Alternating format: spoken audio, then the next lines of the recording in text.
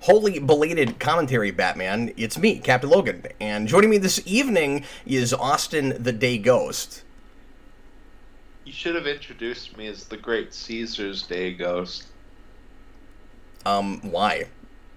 I don't know. This isn't even a Superman thing. Like, why would we do that? Like, Grey Ghost would be at least related to the subject in some way. Anyway, and also we have Ty, the Ty. Hi, Ty. Hi. Yeah, Ty the Ty. You can put on boxing gloves, you'd be a Thai fighter. I was gonna come up with a joke, but I couldn't. Well, I should have come up with something alliterative. He said hi, Ty, and now I have the tide is high stuck in my head. So...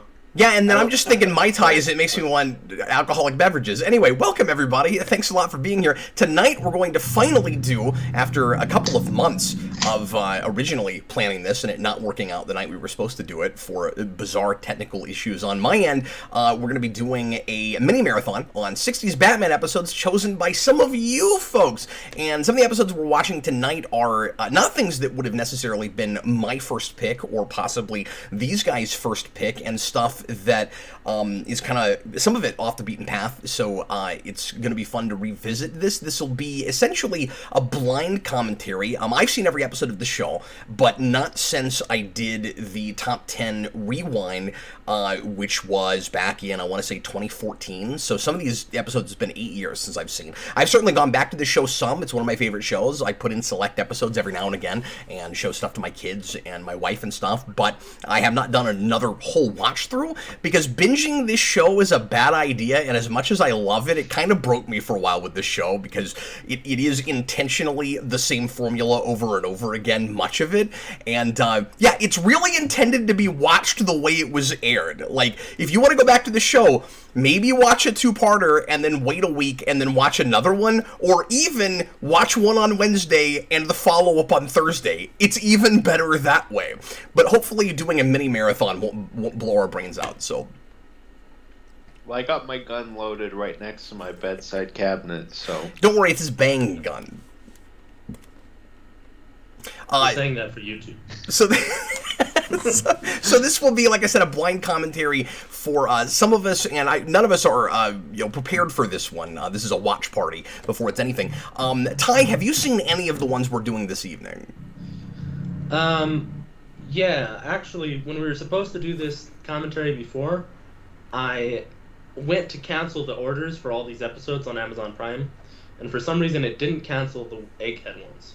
So I did watch those like a month and a half ago, or 2 months ago. Oh, okay. You weren't supposed to be prepared. I saw this because this is season 1. How dare you? You're not supposed to be prepared. I'm sorry. Do I feel prepared? I thought you told me. Do you feel in charge? I love how all of our references already in the first 3.5 minutes of this video have nothing to do with the show. And Austin, you're the least familiar with the show of the three of us, right? Yeah, I've seen the movies, and I've seen like two-parters of the show, which were a King Tut one when I was like 9, and the first episode's when the Blu-ray came out. So I imagine probably the first King Tut episode, right? Because there's more than one, but... I don't know. Did it have lions? Did it have Robin over a pit of lions? I think that's a King Tut episode. Boy, it's been a while. I'm rusty. All I remember is being like, who the heck is King Tut? I want to say thanks to Fidelio for checking to see how Tubi has these. I think this might also be available now on what used to be IMDb TV. I think they changed the name of that recently, and I forget what they changed it to. It's something that sounds kind of dumb. But I'm not sure if they have commercials if you watch it through there, but Fidelio says there's only one commercial on Tubi if you want to watch it that way before the episode. So just get through that real quick, and you can set up to watch alongside the stream. So let me mention, if you don't own these, there are ways to watch them. This is... The box set. Sorry, I lifted this up, and it's hard to tell what that even is from back here. That's the Riddler. We're actually not doing any Riddler episodes tonight, somewhat shockingly, because of course I'm a big Gorshin fan, and Riddler is one of my favorite things about the show. But I have done a lot on Riddler episodes, and thought I'd let people pick something different this time. So anyway, the first episode we're watching this evening is the Joker goes to school, and he's met his match, the Grisly Ghoul. Those are the two episodes that we're starting with. We're going to be doing 3 two-parters tonight, and both just from the first 2 seasons, just to make things a little bit easier on folks. And we didn't get a lot of requests for the 3rd season, besides a couple of the kind of obvious ones, like the surfing episode and stuff I talked about in the top 10 list. Although I think this first episode was on the top 10 list, but it's a fun one, and I haven't seen it in a long time, so looking forward to it. And I thought if we're not doing Riddler, we probably should do at least a Joker. So anyway, how are you guys watching it? Do you guys have discs? I got Blu-ray. I have discs, but I'm watching it on my computer, and I thought it would be a hassle to set up like this, so I got them on Prime Video. Okay, cool. So yeah, I will need a little bit of time in between to get my disc set up, and Austin as well, but and then what we'll do is we'll actually, because I think it'll be kind of fun, we'll take our break this evening, but in between episodes in the second two-parter.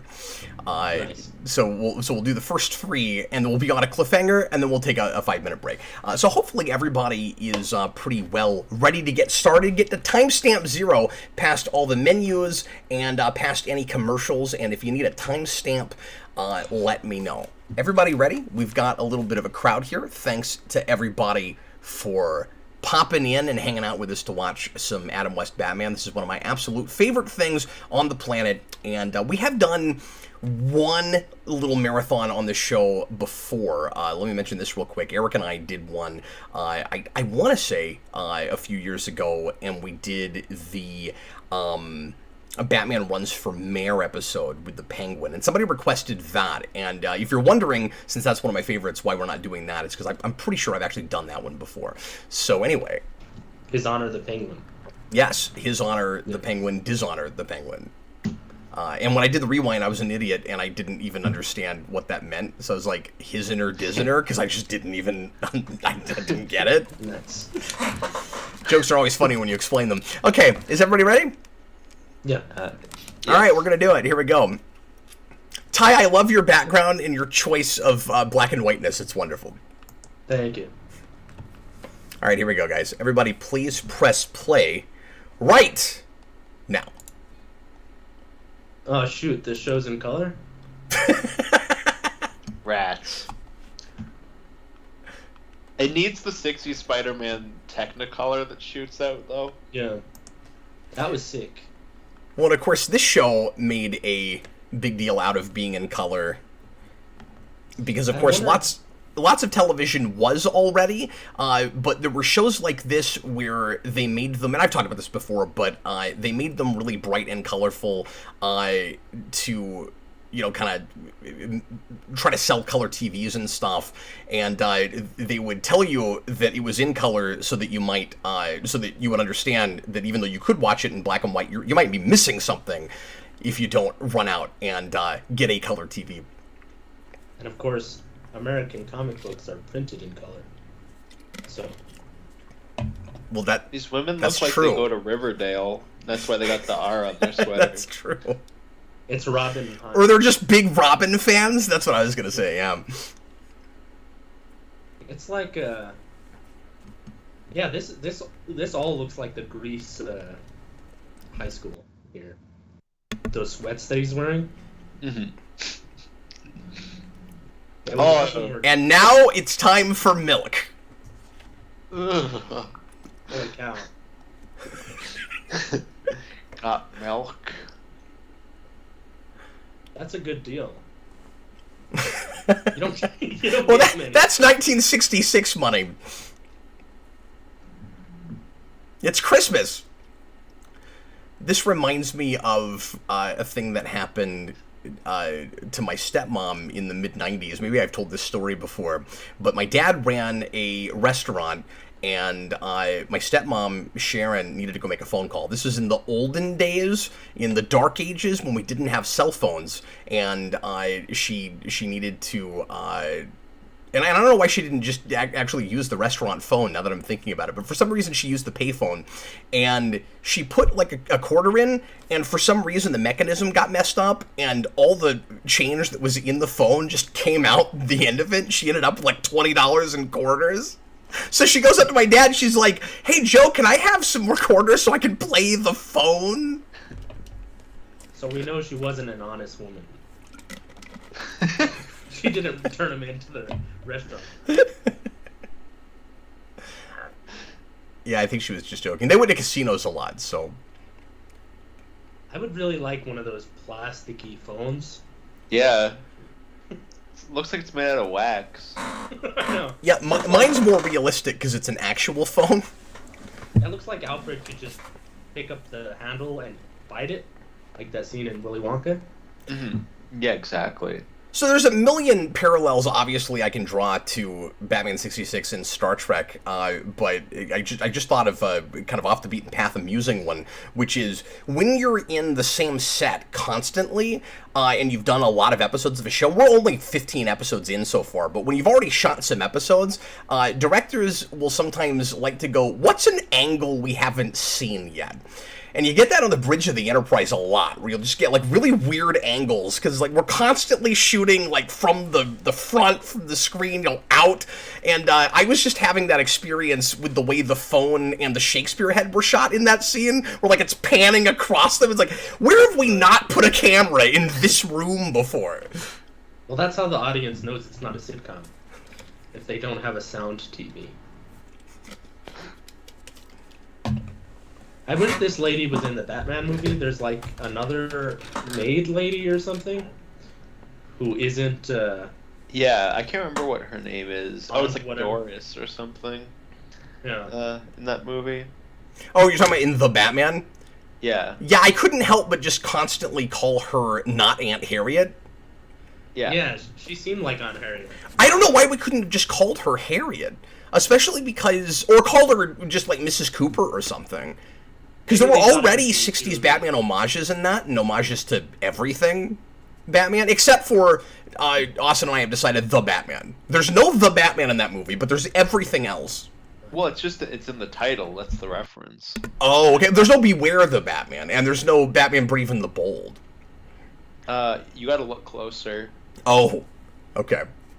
Remember that part when Blue Beetle shows up? And Batman's like, "No, Blue Beetle. You're not coming with me." Not a lot of shows in this period that had... Well, actually, that's not true. I was gonna say, I almost... not quite a Brandon gaffe, Austin, with, like, it's so unusual to have movies with credits at the beginning. But I almost said there weren't a lot of 60s shows that had animated credits when they're live action. That's not true now that I'm thinking about it. There were quite a few. Or at least a handful, because I Dream of Jeannie had it. And, that was what I was thinking. Yeah. Get Smart, I think, maybe had partly... No, Get Smart doesn't have an animated scene. There's some kind of spy show I'm thinking of that had it. The Twilight Zone kind of has a stop-motion animated one for its last That's season. true. Mm. I guess I can hang up my bat phone now. We're done calling Batman on the bat phone. I don't know if you could call the opening to this animation. Yeah.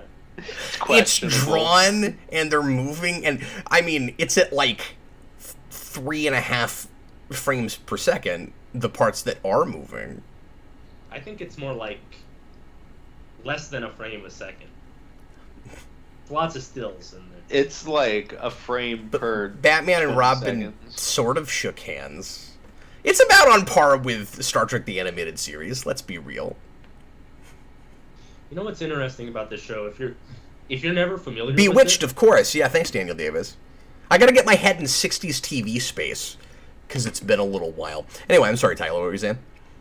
I was gonna say, if you're never familiar with the show, it's hard to, or it's easy to underestimate how influential it was. Of course. It's like you see the show in so many things, like all the way up until like the Batman Like, The Dark Knight Returns is clearly, like, it's more like Frank Miller has watched more of this show than he has read Batman comics.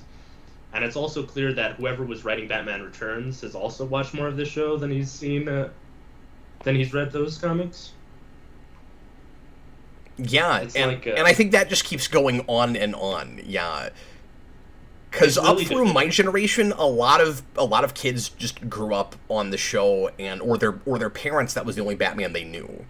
But I thought you were going to talk about how it was influential in general, not just with Batman stuff, because this is one of the earliest examples of a thing that's a parody that we can't stop parodying it afterwards.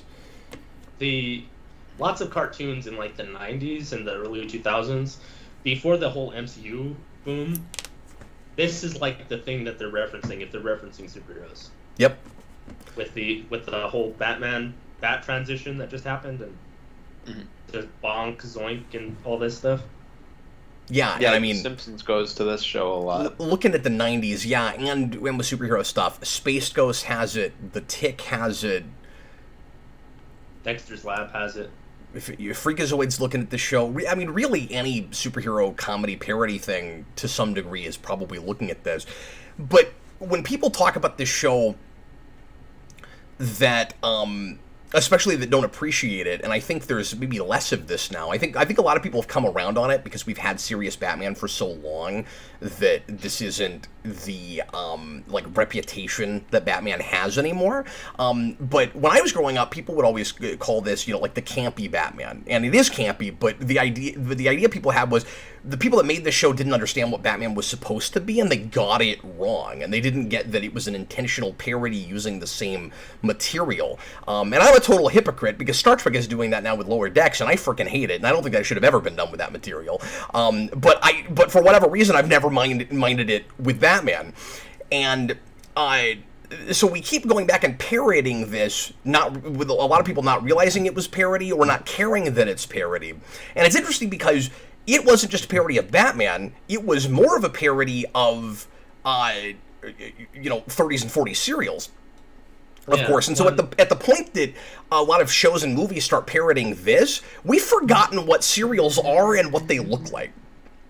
I was gonna say, yeah, by the time this show comes out, the only audience that would be familiar with having watched the Batman serials and stuff like this when they were kids were like 35-year-old adults or something.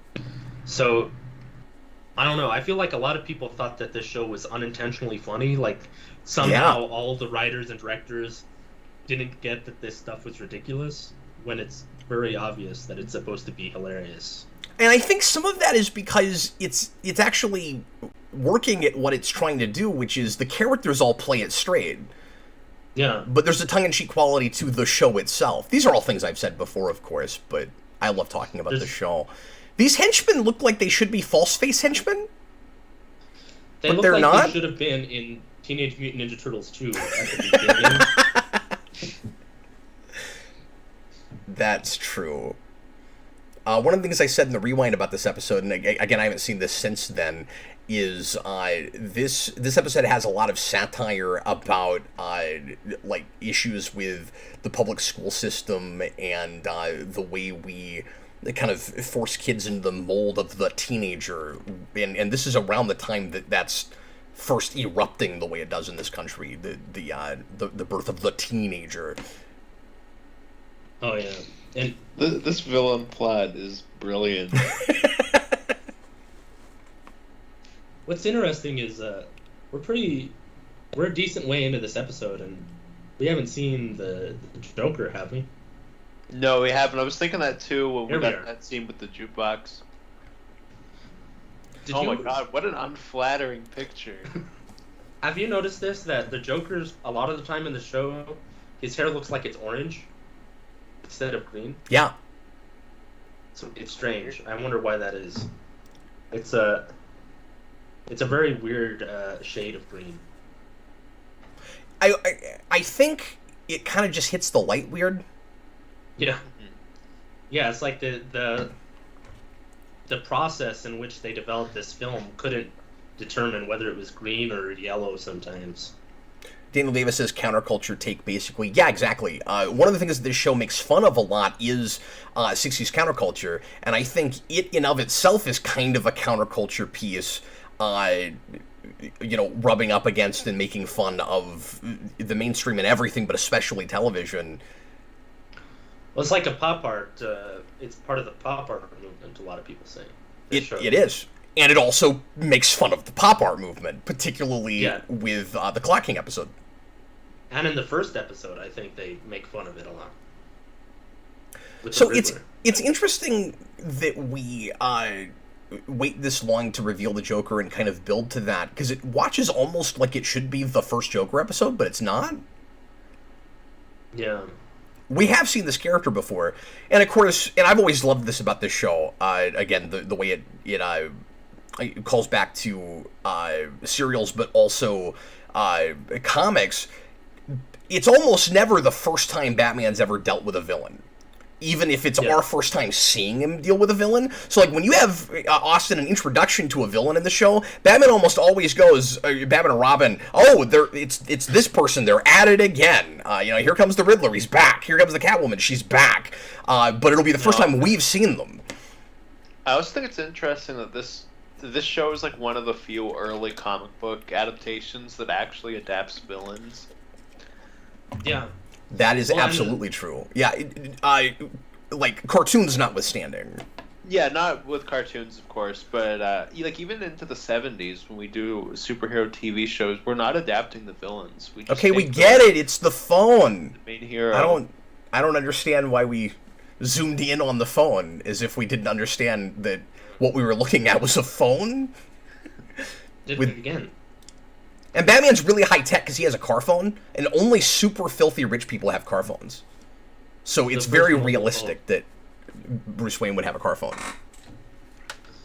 What was I going to say? Oh, yeah, in the movie serials with Batman, something that's interesting about that first serial is it was supposed to have the Joker as the main villain, which would have been sick to have. Was it really? I didn't know that. Yeah, but then they got a government subsidy or whatever. They got some money to turn it into a propaganda piece. So we got Dr. Doc, this super racist Japanese stereotype. In the second, I love the Bat megaphone, and I have a whole lot of accessories for the Mattel figures. And the Bat Megaphone was in that. So I have a tiny Bat Megaphone. The Bat Megaphone just looks like he left it out in the sun and it started to melt. So it's like dripping out the bottom. Ty, I need to look into the history of the serials, because I have not done a ton of research on that. I was not aware of that. But I have the DVD.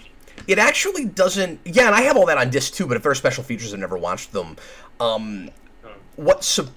It actually, now that you say that, doesn't... Like, it surprised me for a second. We're like, oh, wow, they're going to do the Joker. But I guess it shouldn't, because they were adapting really closely to source material in a way you wouldn't expect with those, because he's got a cave, and he's got an Alfred, and, like, it looks like those comics. A lot of those were actually the first appearance. Like, the Bat Cave, the first appearance was in those serials, and it was called the Bat's Cave. And then Alfred... his design, where he's all skinny and has that thin mustache, comes from that actor. Yeah, and not the comics. Because when he starts in the comics, he's more heavy set. He's a bumbling detective when he first appears. Oh, that's right. I forgot about that. Yeah, and then he goes on vacation and comes back, and he's all skinny, and he's like, I lost all kinds of weight in Hawaii. Now I'm a butler.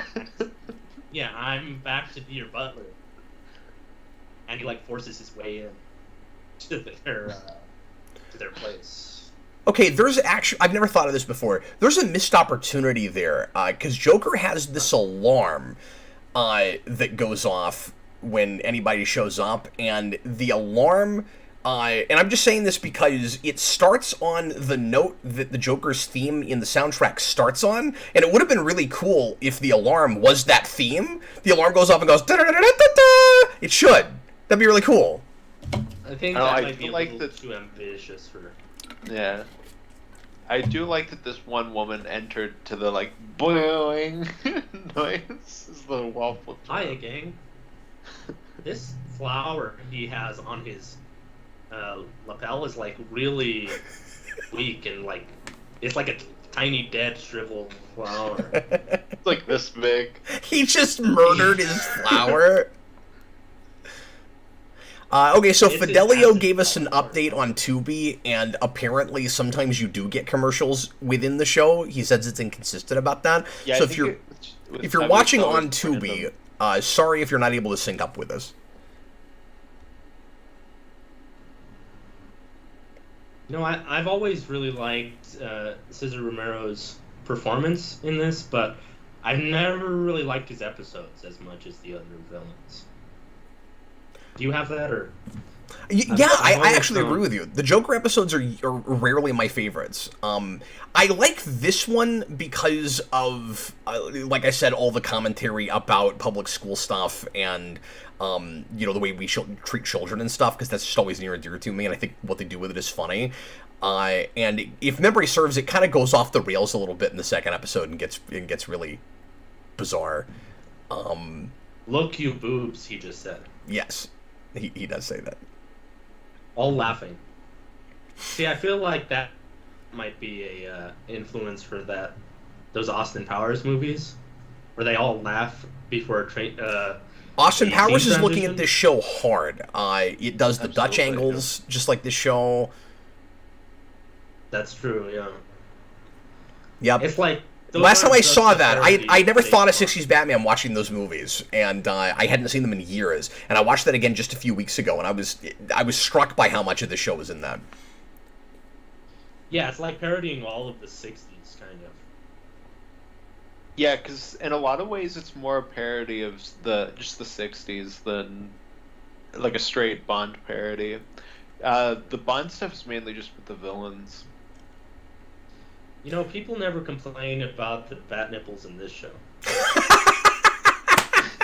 Well, and only Batman has 'cause them it's really pure because West. his Yeah. the material in his outfit looks a little bit different than Robin's, so it's a little, I guess perky is the right word, a little perkier. You boobs. I'm sorry, guys. What's interesting about this show that I never really thought of is that this show, it has a bunch of rotating writers, Yep. and the disc actually, there's a pamphlet in them that says who wrote each episode. But if you look at who writes certain episodes, they all kind of have their trademarks, like jokes they like to go to. Yep. So it's easy to see if you like an episode, not by the villain necessarily, but by who's written it. I figured they had like a Mad Libs, and it's like you get like gimmick, villain, I don't know, trap. You just kind of fill it in. That's like what it says. In the pamphlet, it says like villain, and then it says Aston or whatever. Mhm. It's pretty good because that's a good way to find an episode, is by which villain you want to see. Shoot him in June. So the villains in the show almost always go to riddles, even if they're not the Riddler. But that's an amusing way to go to a riddle, where it's not even trying to get Batman to go to something. It's just your sign countersign with your henchmen. Everything's a riddle in this show. And I think there's also some writers that like doing that more than others, maybe, to your point. I think so. You know what my favorite joke in this show is? That is like a real subtle one, is whenever Chief O'Hara or the commissioner says, it's Egghead, back at it again, Batman. And then Batman will say, oh no, that egotistical egghead, my greatest enemy. And he says that to like every villain.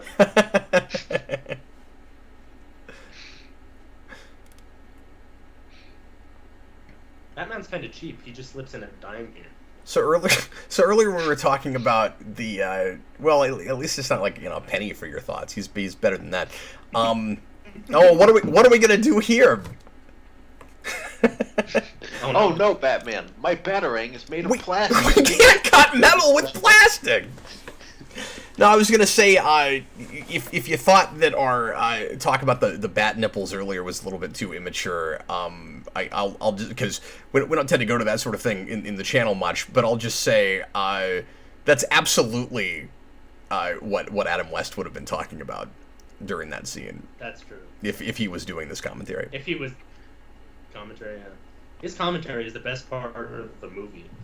It is. You think you would make a If joke you've never about seen, how, I've said this before, but if you've never seen Adam West and Burt Ward's commentary on the '60s Batman movie, you have to, because it's wonderful. Would Adam West And, make a joke about how everybody puts nickels in the coin slot, but Batman puts in a nipple? He might. I feel like half the things Ty has observed would be things Adam West would observe when he was like, "That's a really inexpensive phone call." Or an inexpensive milk, I guess. Do you agree with me that movie is not as good as most of the show? Yeah, just because of pacing? I feel like, yeah, when I talked about that in the rewind, that they just have a difficult time taking this formula and stretching it to an hour and a half. Actually, hour 45. What's weird is the cartoon, I think, does it better. Oh yeah, absolutely. The Return of the Caped Crusaders, I think, is much better than Batman the movie. It does. Well, it's structured more like a movie. And that movie tried to change the structure to some degree, certainly. And I think they kind of thought, well, if we have more villains, we can make enough stuff going on that we can stretch this. But it helped that Return of the Caped Crusaders was, I mean, it's more involved plot-wise than that first movie was able to be, but also it spends a lot of its time being kind of a love letter to Batman mythology and doing a lot of homages and stuff. So like it was after like a very specific demographic. goal.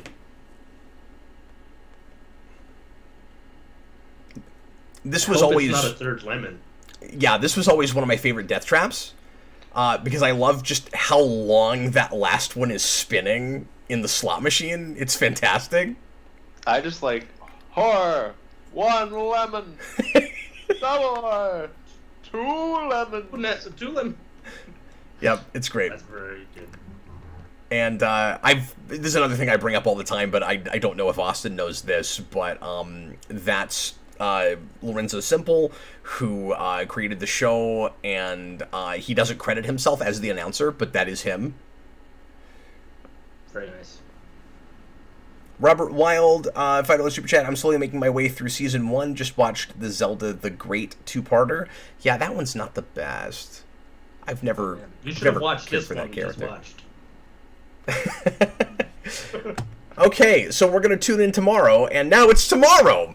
So, the next episode is he meets his match, the Grisly Ghoul. It's the very next episode, of course, because we're watching 2-parters tonight.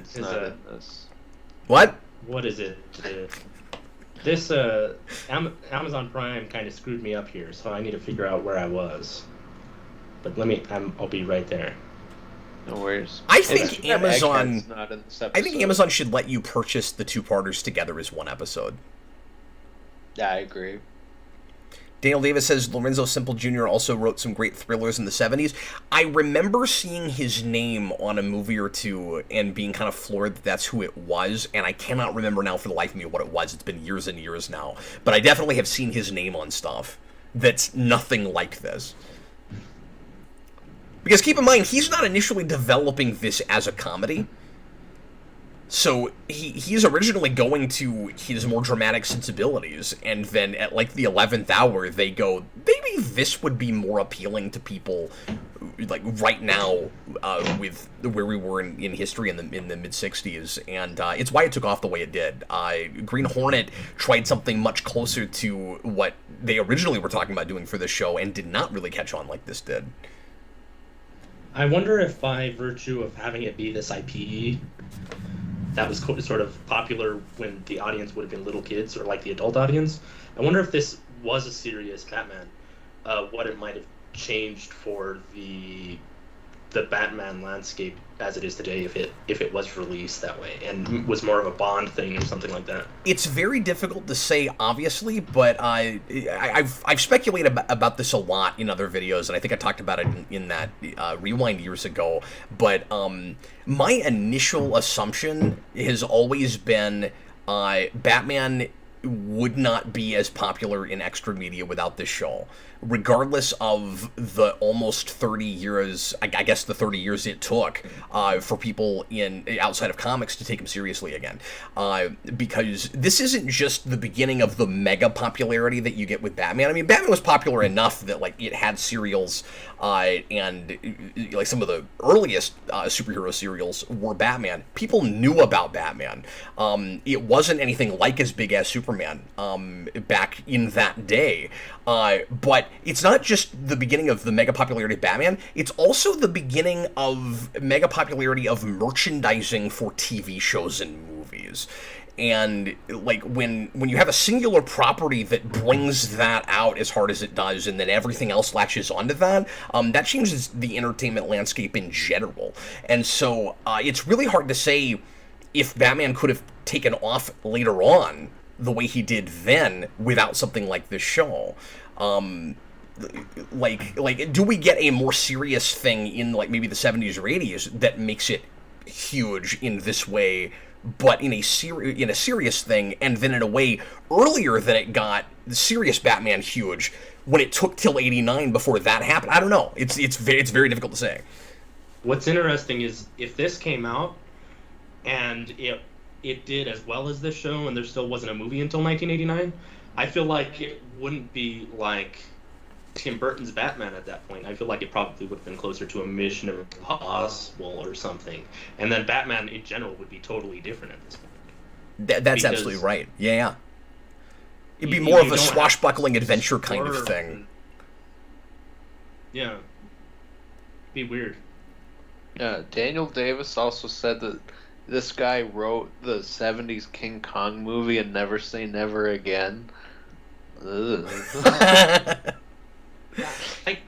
actually kind of like that 70s King Kong movie, but I mean, it's not the best thing. We'll start the episode here in a second, but I wanted to say earlier, when you were talking about Bond, and now that you brought up Never Say Never Again, isn't it bizarre just how intrinsically linked Bond and Batman have been going all the way back this far?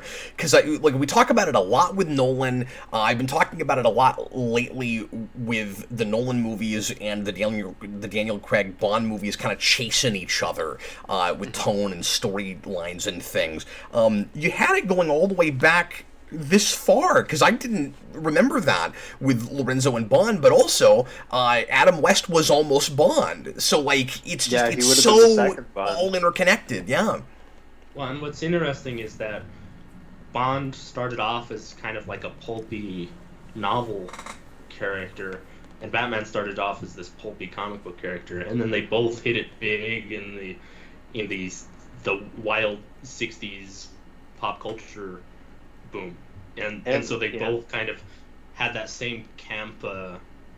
Because Batman starts campy on purpose, and Bond arguably has campy elements even from the beginning. But like by the time you get to Thunderball, it starts to look like something almost closer to this, but with more of an edge to it. Yeah, well, and my only trinity of 60s action is Batman, James Bond, and Star Trek, with like the goofy fighting moves, the double kick that Kirk has. Yeah. Another. Let's go ahead and start the episode, then we can continue this conversation, folks. But yeah, so get to timestamp 0. Make sure you're watching the second part of The Joker Goes to School, and let's go ahead and get started. Ready? Please press play right now. Oh, the show's in color? Are you going to say it every time? I have argued before, and I don't know if I've said this on camera, but I've had this conversation with my wife and some other people privately. Tell me if you guys agree with this. I had an epiphany a couple years ago where I was like, wait a minute, I think Adam West could have been Captain Kirk. Oh yeah, you've talked to me about this before. He might have been a better Captain Kirk. I think in some ways he might have been, and I don't think it works the other way. Don't get me wrong, I like Shatner. I actually don't think Shatner could be Batman. I don't think it's that those actors are interchangeable, but I think West could have been Kirk. I think Shatner could have absolutely have been in the show, though. Oh, well, yeah, Like, and as a that's why it's so wonderful CGI that they cast him as Two-Face in the animated movie. But yeah, and honestly, I'll go even as far as to say that if these shows hadn't been shot at the same time, because for those of you that don't know, these shows are both 66 to 69. They both start the same year, they're both canceled the same year, and they both have really cheap and not as good third seasons because they're on their way out. I don't remember if this show got thrown in a crappy time slot like Star Trek did. I think it might have, but they have really paralleling histories.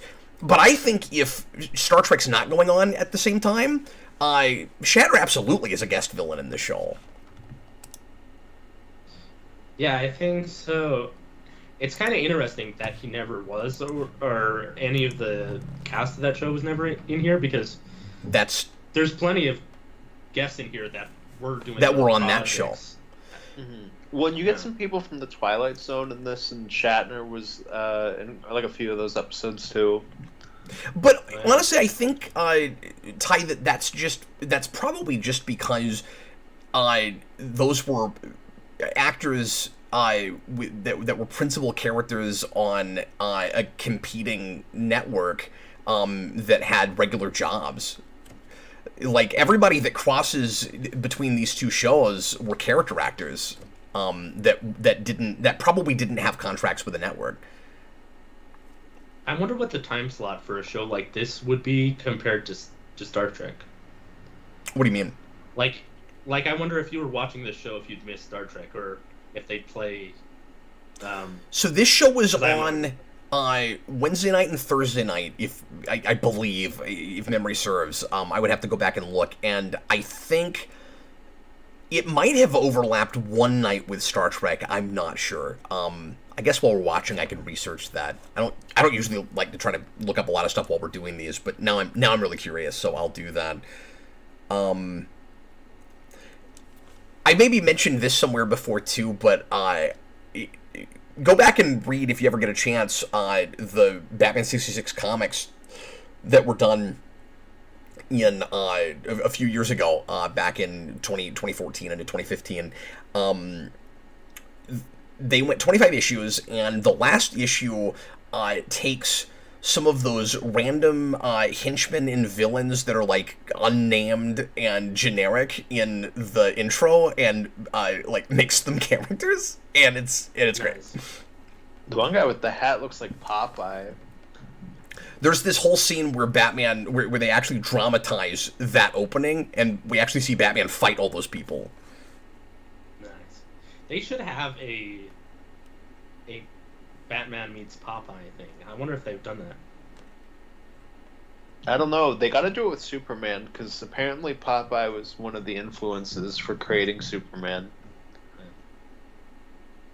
Well, and they're both Fleischer. Mm-hmm. Their original cartoons, I mean. Yeah. Yeah, exactly. I got real upset because I was watching DJ's channel, and he mentioned that they had Popeye on HBO Max, and then I went and checked because I didn't even know that, and I started watching it before work, and I was really enjoying myself, and then they took it off like a week later. Oh, that sucks. I love old Popeye cartoons. That sucks that they took it down.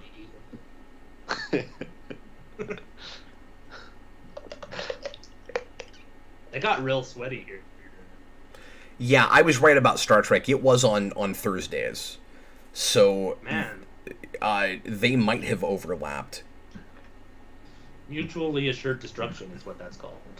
That's why they both end the same year. Chief O'Hara looks rough here. He looks like he hasn't slept. I think they're doing that on purpose. This is more of what I wanted the lighting for this whole show to look like, and a lot of the pilot is kind of shot this way. So we're doing this here for a story reason, but I kind of wish the whole show looked more like this.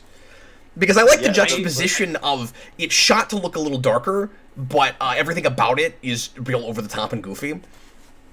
No, the You know, first this episode lighting has is like the Ninja Turtle shot where the Riddler like looks out from the sewer grate. Yeah, it's awesome. But yeah, it's a lot more moody and atmospheric. This is absolutely how they would have shot it, I bet, if it was a serious show, because there's those images from the unaired pilot. At least I think it was unaired. It wasn't an unaired pilot, if you're talking about what I think you're talking about. There was a screen test Yeah. that Adam West and another actor did. Unless you saw images from something I've not seen, I don't know. But It's where he doesn't have the oval. where he doesn't have the what? He doesn't have the oval on his suit. Yeah, that's the screen test. Yeah, and that was very high-key lighting, like Yep. how that scene was. And that's what Green Hornet looked like. And that's what the serial looked like, at least in the Batcave sequences. Sorry, guys, I'm just trying to see when. This is my favorite Batman pose. I wish he did it more often, but He's I love doing it when like he a does. Doctor Strange hand gesture where he's like, Yep, it's how he concentrates. And every time I put on my '60s Batman outfit, I always do that with the gloves because it's fun. Robin, by the hoary hosts of Hogarth, we must find the Joker. Did you see his machine there? It said, like, anti-crime voice analyzer. Yeah, I saw that last episode. He has Real just whatever small. he needs in the moment. That's not what will be there next time. They just move all these tables and desks around constantly. And what's great is if you get the recently released McFarlane toy Batcave, none of that is stationary. Like, they just give you a bunch of, like, computers and desks and things, and you can put them wherever you want to. That's good. You know, Burt Ward... Yeah, Wednesdays and whenever it cuts to Thursdays. him, But I'm not sure what time it was on. So I don't know if they overlapped. interesting. Burt Ward, on all his close-ups, he ends up looking, like, really waxy and weird. It makes me think he's wearing those plastic lips from Batman and Robin. That is, I don't know why, just like the waxy thing made me think about this, but that's something that this show is missing over Star Trek, which is the, like, pounds of Vaseline on the lens every time you cut to a woman. Yeah. Well, it's so think it funny does that it you a say little- that because there's an episode of the show with wax statues. And you're right, like... Oh, you gotta do the Wax Museum episode. and that's a Like, Riddler episode. We did the 60s Spider-Man episode where they go to the Wax Museum. There was kind of an obsession with that, yeah. Yeah, Dr. Parafino. It's the easy living candy store. I love this greaser look. Because the theme of this was adults trying to get kids to like take shortcuts and take the easy way out. So that's why the candy store is called that. We get it. He has a phone in his bat. We get it. The Bat Eye Switch. What is that? I didn't see the label. It just says Bat Eye Switch. I switch like EYE. Yeah. I don't know what that is either. Like Batman, he loses an eye mid-fight, so he has to go back to switch out. Yeah, I don't know what that means. So what timestamp are you guys on right here? 9 minutes and 20 seconds. Okay, you're about exactly where I am. I was, like, confused because you guys were talking about stuff that I wasn't seeing. Oh, So I was like, wait a minute. wait a minute. Something's wrong. And I Burt love- Ward as the Fonz. Oh, he's Yeah, James this, Dean. this He's scene a is Robin great out without of a context. cause. He, like, walks in like this. Yeah. He, like, seems like such a dork. And of course, both shows that jumped the shark. Some Joker. You mean the Joker? I like that woman's bright fluorescent orange drink. I know. Hey, Spring, I voted for the super awesome female mayor episode with the human knot. Clearly the best episode. Yeah, that's when we were really hemorrhaging money, and the show was looking like it was on its way out. Do you know about this, Austin? There's No, an episode a of character called the Human Nut. No. It's not a character. It's a death trap. There's an episode where Batman and Robin and Batgirl, the death trap is they're all like stuck together just with like their arms like they played Twister too long, and like that's the death trap. How are we and if we move even a muscle, we'll all like it's a boa constrictor and it will kill us all. It's fantastic. There's an After Dark joke there, but I won't go there. I appreciate it. Did you guys ever see that PSA that I don't know, I can't remember what it was about. I think it was about women's pay, and it was done in like the early 70s or something like that. And they got Adam West, or no, they got Burt Ward, I think. I don't know about this. Yeah, and they got some other guy as Batman, and they have them tied up to a post or something, and they're like, someone trapped us here. There's this bomb is gonna go off, and then Batgirl comes in and is like, if you don't pay me the same as you're paying Robin, you will die in this explosion. I want to see. That's Adam amazing. Batman doesn't pay his sidekicks. He pays Robin. He doesn't pay Batman. And Batgirl, yeah, but she doesn't even. That's what's so silly about that. Like, this isn't even a political issue. She's a rogue agent. She ripped off Batman's motif, and then shows up and helps him fight crime and leaves. That's what she does. So the woman shouldn't be there. She ripped it off. No, she did though. He was Batman first, and then she went, "I'll be Batgirl." Just rips him off. It's an alternate timeline where she is his sidekick. Oh, okay. Okay. Because it's clearly a different guy who's Batman. Well, that's a good point. Yeah, but it's an alternate timeline. Oh, okay. So it's like the No Way Home method, where some people are the same actor and some people are not. I want to see Adam West deliver the Batman and Robin line where Batgirl's like, "Oh, I'm Batgirl," and Batman goes, "It's not very PC, you know, is it?" I don't think you're gonna see him say that. I know, but that's such a weird line in that movie. It's so weird. Sometimes the Dutch angles are so dramatic, you just expect the actors to start sliding down the frame. Well, you know, these aren't Dutch angles, actually. Oh. They tilt the whole set and leave the camera stationary. Oh, is that? Oh, wow. Yeah. I feel like that's maybe why the show eventually got canceled. Like, that's unsustainable practice. Yeah, well, there wasn't that tripod technology at the time to tilt the camera in such a way. So are you saying that the bat climb is a total misnomer? That's not how they did that? Like, they really did have to walk up a building? Just look at Adam West's legs next time it shows him. You'll see he's able to climb up a wall. Oh, he's doing the... He's doing it again. That's it. It wasn't last time. Speaking of those posters... A lot of sense of mystery with this Batman this episode. Were you aware that this show was, like, mega popular in Japan to such a degree that Batman failed to catch on later on when the Burton movies came out because they were like, what is this? It's way too serious. Yep. Well, the Bat manga was huge. So somebody requested that several months ago when I reviewed it. Yep.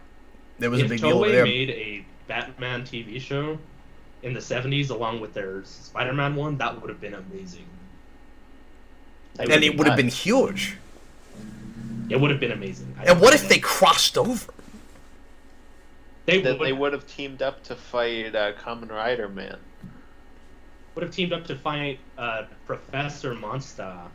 Joke's on you, my cheery booze hounds.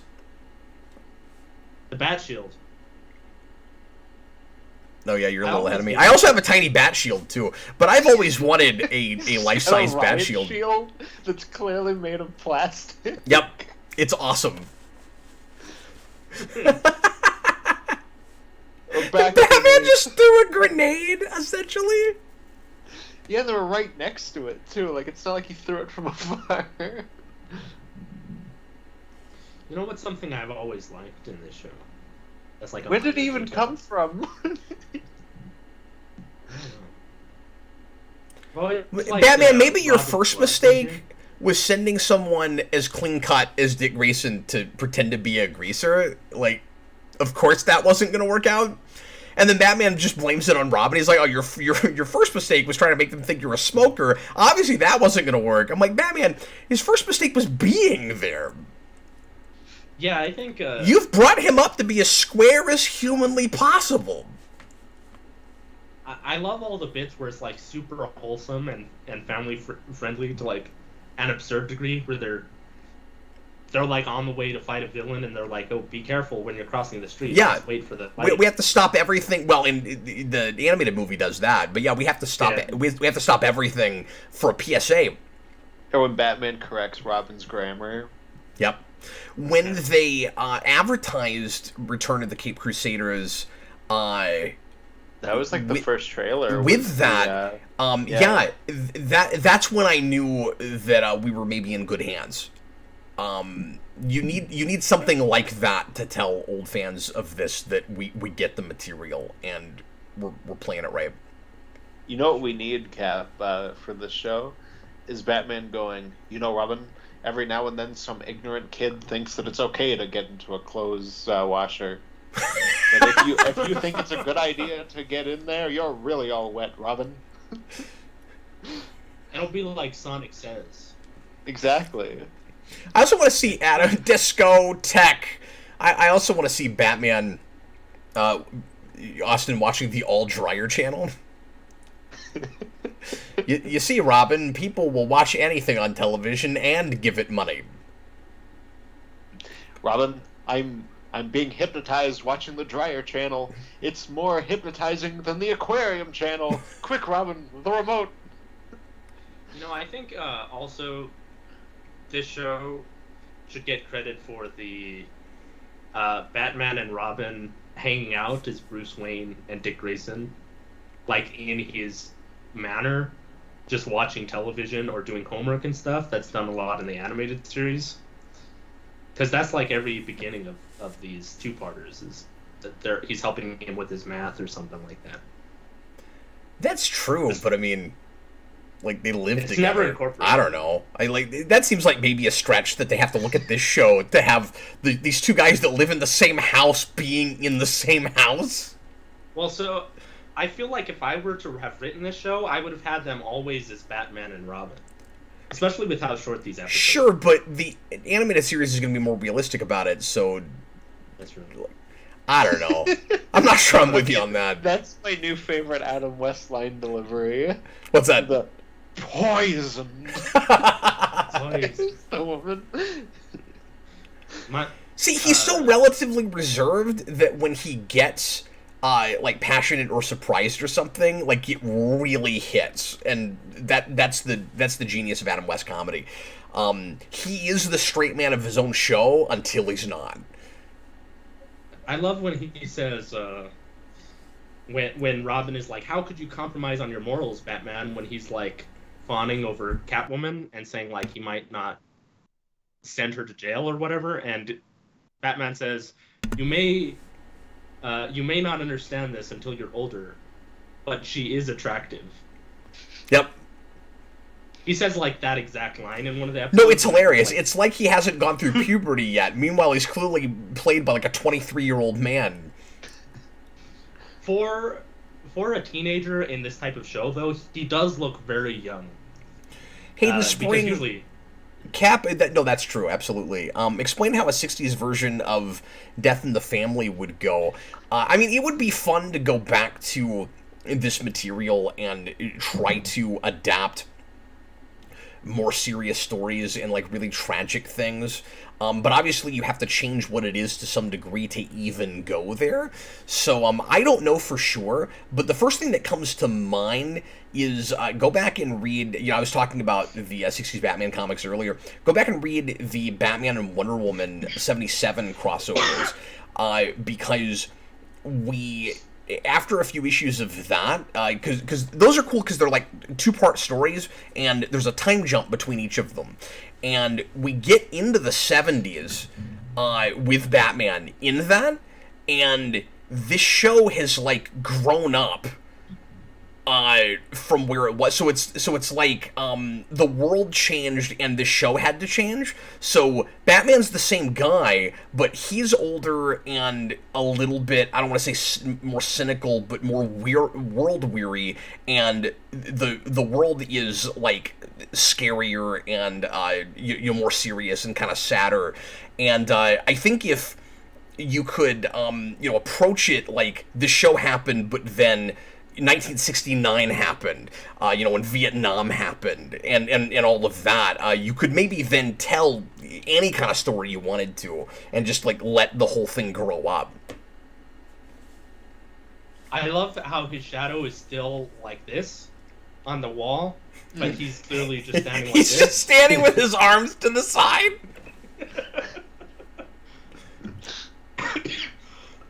He was doing this. What if Batman and Robin had the lamest superpower ever, which was if they go down any rope at all, they change clothes? That would be sick. So, like, instead of... There's some mechanism in the Batcave that makes them change clothes, like they're, action figures in an action figure playset. If they drop down ropes, they would just accidentally become Bruce Wayne and Dick Grayson again, and everybody would know their identity just because they used their really lame superpower on accident. It'd be cool if they could control it. It's like, I want to look like that guy from Aerosmith. Like that scene. Why Batman? What? The slide whistle. I love how it's amazing. It was clearly Robin that was turning and not the thread. Yeah. Like they couldn't turn the camera along with him. If his streamers are famous, why weren't you prepared for them? And why are we going back and forth like we're in a JRPG right now? Wow. That looks like Like, I love this fight. Like I'm gonna do something, and I'm gonna wait for you to do something, and then I'm gonna do something. Where he threw like cocaine at Batman and it was not effective, and then Batman just knocked him out with his plastic batarang. Now he's dead. I don't think I'd buy that that's the position he'd land in. I was gonna say, it'd be real funny if you walked up to him and he went, "Oh no, he's dead," and then it turned into a PSA of never hitting someone with a blunt object in the head because it could kill them. You see, Robin, my batarangs have sharp edges. Never throw sharp-edged objects into people's heads. He ends up getting arrested and losing his deputization because he hit someone when they were turned around. Yeah, and then Commissioner Gordon's like, Batman, this wouldn't have happened if you just paid Batgirl equally. It just occurs to me that maybe the way... Because I didn't answer this real specifically. Maybe the way you'd handle... Obviously, the show would have never done this, but let's forget my get this show into the 70s before you do more serious stories thing. If you did anything like Death of the Family with the show, the way to do it would be... It's the first time a death trap actually works out. So, in between episodes... Batman's has some absurd way to get out of a death trap, and Robin either fails at it or just doesn't hear him right, does the wrong thing, and then he's dead, but Batman gets out, and then he's all... Or maybe he just falls into the atomic pile, like the girl in the pilot. You know what I think they would do is... he's been reduced to antimatter. No, he dies yeah, exactly. He's been reduced to antimatter. I forgot about that line. What a way to go. He dies, right? And then at the end of the episode, Batman finds a way to resuscitate him. And from that episode on, he's a different character. Then he becomes Jason Todd. Or what if we do it like the... Oh, it's False Face. I just mentioned False Face. Oh, I was like, Penguin looks really weird in that shot. No, that's False Face. Ty, what if it was... You just made me think of this. What if it was the, powder stuff from the movie where they, dehydrate people, and, Robin gets hit by that ray, and he gets dehydrated, and he's a pile of sand. And the sand, blows away. Because you remember at the end of that movie, he sneezes, And then Robin's like, oh, where's the hope for the world now? What if that happened to Robin, and Batman spends the next several years just trying to piece together the, like, grains of sand to get Batman, or to get Robin back together? And all the King's horses and all the King's men couldn't put Robin back together again. Or you use it as a really weird way to get this show into alternate dimensions. And hear me out for a second, because there's this bizarre line. No, I know that sounds stupid, but it's this show. There's this bizarre line in that movie where Robin's like, maybe Ty knows where I'm going with this. Where Robin's like, are they dead, Batman? I forget what exactly he says. Or are they still alive? Do they still exist? And Batman says, not in this universe. I do. He says reduced to antimatter, and he says, you mean they're not alive? He says not in this universe. Not in this universe. So if Batman figured out how to go to other dimensions, he could try to seek out Robin, because being reduced to antimatter means that you fade into some other universe. Oh, you know, well, that's when he's like this, and he opens up a portal into the next realm. Batman reduces himself to antimatter, and then we get him in that like Spider-Man show where it's like another universe. Oh, Unlimited. Yeah, it's like Spider-Man Unlimited, but for this show.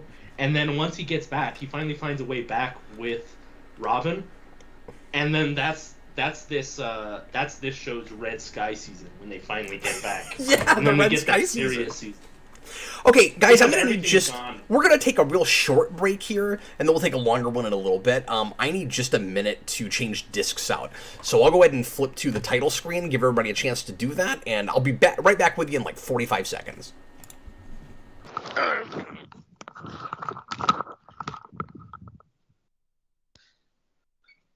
Well, I guess I'll go too. I'll just keep an eye on this.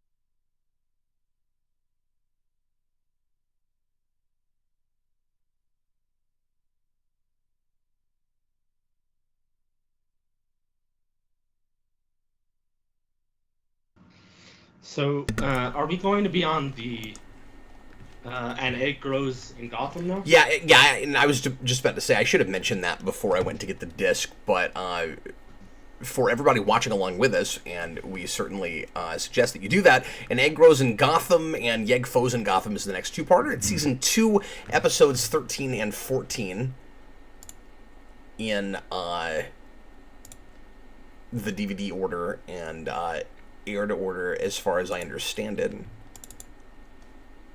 We'll give everybody a minute to get to it, and if you need a timestamp after we start, let us know in the comments. I still think it was a mistake. It not was to have longer than Egghead 45 last seconds, Robert episode. Wild. Anytime I give an amount of time, multiply it by, like, 3. Or by like 10. Where's my eject button? A few months, maybe. Hey, thanks, Ty. And My Batmobile also has an ejector seat. So yeah, now we're getting to some Vincent Price, and I believe this is the first Egghead episode. He shows up a lot in Season 3. And grisly ghouls from every tomb. that's a great Vincent Price impression. We should I watch don't know. it. I just like whipped it out on the spot. That was like Yeah, my that was sick. Cage impression. It was a Went with Vincent Price impression. Yeah.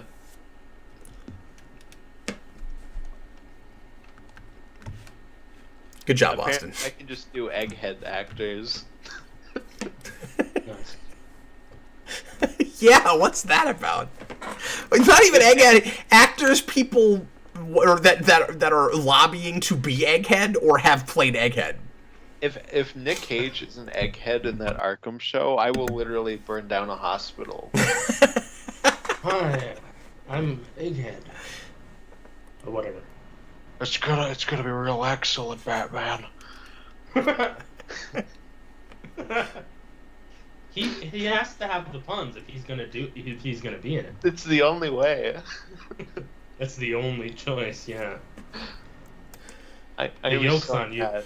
If Yolk's on he's you. not egghead in that show, I'm gonna be pissed. As Nick If Cage Coleman says. Reese doesn't play Egghead in the next hour, I'll blow Oh, up Coleman a Reese, hospital. egghead? All right, folks, let's go ahead and get into the next episode, shall we? Hope everybody's having a good time with our watch party this evening. I'm really glad that we finally got this together and we're able to get all three of us scheduled on the same day. And this all came together, by the way, at the last minute because Austin and I were supposed to do a different thing tonight. Kareem, it's actually Kareem's fault because we were supposed to do... Oh, they're gonna bring up the other thing. No, I am. Yeah, that too. But initially we were supposed to do a comic review with him, and he wasn't able to make it, so then Austin and I had to put another thing together, and I was like, well, we were talking about maybe watching that new Firestarter movie. Let's review that. And then I watched it, and I said, I don't want to talk about that. Let's do something more fun. So then I remembered that we needed to go back and do this, and I was already planning on doing the rewind for Batman vs. Two-Face on Sunday. So I don't know why I didn't think of this in the first place, but now the stars have just aligned to make this a 60s Batman weekend in the same way that it was supposed to be before, because I was supposed to do that movie after this the first time around. So now that's working out. And when the stars are aligned, Everybody ready? we'll watch Adam West Batman. I am ready. Make sure timestamp 0, and here we go. Everybody, please press play right now. I'm gonna see if I can get ahead of it before Ty. Oh, it's in color! Your guys' Excellent. version is in color? Male narrator, it says on my subtitle. This show does look fine in black and white. Mine's not even Okay. in black and white. It's in silver and gold. Would you stop that? Nobody knows what you're talking about. 10 patrons saw part of that show live last night, and that's all that ever well, maybe. I'm going to try to put that somewhere where the patrons can It see means it. it's But very we had good. an After Dark that got blocked by YouTube, and I can't even show it to the patrons right now. Man. Which means it's a very niche joke. But We- those who know, they're We like, don't even know why. oh my god, You it's know- a Conehead. They should do a crossover with the IDW Sonic comics and Batman, and have Egghead team up with Eggman. With Eggman? Yeah. I would much prefer just finding a way to make them the same character somehow. Yeah, it's like he does both. He I terrorizes want, Gotham and Mobius or where. Now that you say want- that, though, Jim Carrey as Egghead would be a good Egghead. well, I want Nick Cage Egghead to meet Jim Carrey Eggman, so that Jim Carrey can be like, alrighty then, and then Nick Cage will be like, you got nothing to do with eggs. I don't know why you're called that. And then he just beats Jim Carrey to death. But, like, not even the character, just real Jim Carrey. I feel like most of the of the guest actors, the guest stars that play villains in this show really understand what they're in, but some of them more than others. And I think Vincent Price is one of the best, most assuredly, and seem to be having some of the most fun on set. What I love about Vincent Price is that he's like a Shakespearean trained actor, but he's like, yeah, like crappy B horror stuff is way more fun than that is. Or TV specials. And... yeah, like you'll just show up in this and like he has so much fun with it, and he's awesome. Yeah. It's just great that it's it's not above him. I mean that he's not above it. Yeah, because he could clearly come at it with like that perspective where he's like, like I'm above this, but he's like, nah, this is fun. Yet another angle.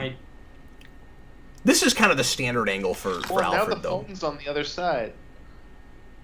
What the heck is up with that? I sure hope somebody got fired for that one. Exactly. Uh-oh.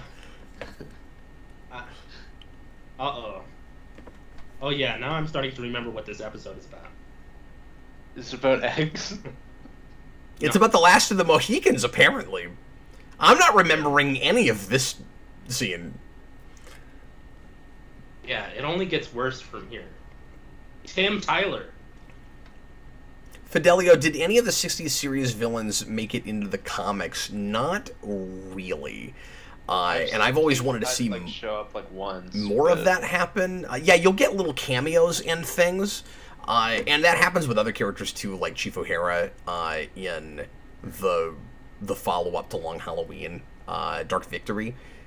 I didn't even remember he was who just dies in the first, 5 pages. And of course. Yeah, did Aunt Harriet originate here? Because I believe she was in the comics around this time too, right? If she was, I didn't realize that, but I haven't read a ton of 60s Batman comics. But they started... It was kind of the whole, life imitating art, imitating life thing, where at some point they start to blend a little bit, where, the comics never get as clever as this show, but the show was so popular, the comics kind of tried to be it. But it also was more like the comics of that time than I think a lot of people realize. Even when it started? I think she was specifically implemented because of the whole seduction of the innocent thing. I'm sure you're right about that. I never had that thought. Yeah, I think it was supposed to be oh no, he's not just living with this other guy. And that's the one major criticism that I have of Return of Cape Crusaders is I didn't like that we made a joke about that, like a running thing, and we had to call really obvious attention to. It's the obvious joke. It's not classy. I don't like that we went there. Well, and it's just really gross because Robin's supposed to be he's underage. That's what I always say. Yeah, Robin's like a kid. Yeah, and they. It's weirder. People always get hung up on the fact that they're both guys, and not that he's supposed to be like a child. Yeah, and it's weirder now because we're even more sensitive about that than we ever used to be. Yeah. Oh, this is a great shot here. This shot on the road. Do they normally do this one? Oh yeah, this is the stock footage almost every episode. Oh. Yep. Batman actually does. And in the rewind, I had a whole breakdown of every time they show up to police headquarters, it's always the exact same people walking in and out of the building, and you've got some smoke off to the left for no reason, and every time they show up, the exact same things are happening. We're trapped in some perpetual time loop. Yeah, and since it's all a formula thing with a different villain, it's it's Commissioner Gordon. That shot is hilarious. His name takes up a sixth of the frame. There's a shot in the movie M by Fritz Lang that's exactly like that. That's so a police commissioner. But instead of, there's no. Are they making it an ego thing where it's Commissioner Gordon doesn't actually do anything? He has Batman solve all of his problems for him, but he's got to feel important by having this giant sign in front of him. This is so much funnier talking over it and not really paying that much attention to what they're saying. I don't think I ever would have noticed that if I if I was really listening like I usually do watching this show, but that's hilarious. Well, you know, the cinematographer must have thought he was brilliant when he's lined up the shot right to have that Commissioner Gordon center frame like that. Well, it means that the director gets the material. It's always nice when there's some visual gags beyond just hilarious signs that somebody made. Or like even the cameraman's in on the joke. Last of the Mohicans, he said. Yeah. Didn't you know that's the last of the Mohicans? Yeah. Of an apparently legitimate import firm. I love this set. It's brilliant. What's insane is that this show was going to be renewed for a fourth season by like Paramount something, right? And they didn't do it because they destroyed the Batcave set, and they didn't want to pay to rebuild it. Yep. But it's like this show had a new crazy set every episode. Yeah, but they were much smaller than that set. Like, that was a pretty expensive standing set. Yeah, I guess so. Oh, so even his henchmen have, like, egg pun names. Well, and that's true with all the villains and their henchmen. That's awesome. Their henchmen. The henchmen and henchwomen always have names that relate to the theme of the villain. So he's Benedict. What is she? What's her pun? I'm not sure. I'm just hearing the motorcycle gang outside your house right now. Oh yeah, sorry. Yeah, they're coming for me. I'm just hearing the Vietnam helicopters coming outside your house. Tyler, he said. I'm in the show. What is that? What is that music I'm hearing outside? Dun dun dun dun dun dun.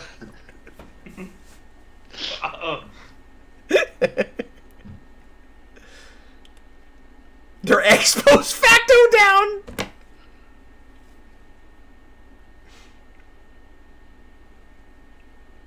Miss Bacon. Vincent Price wasn't even looking at his magnifying glass through his eyes. He was doing it through his tongue for like most of that shot. You know this. That's how that movie should start. Last of the Mohicans should start with him saying that and that magnifying glass. Okay, this is the part I remember. I was like, "Oh my god!" His comedic timing is really good and is really kind of similar to Adam West in a way, in a more villainous way, obviously. What's happening? Okay, I can see. I remember this one because this is the one that I picked based on Noah's suggestion, and now I can see. Oh, that's right. That it aged very poorly. It was just a less sensitive time, folks.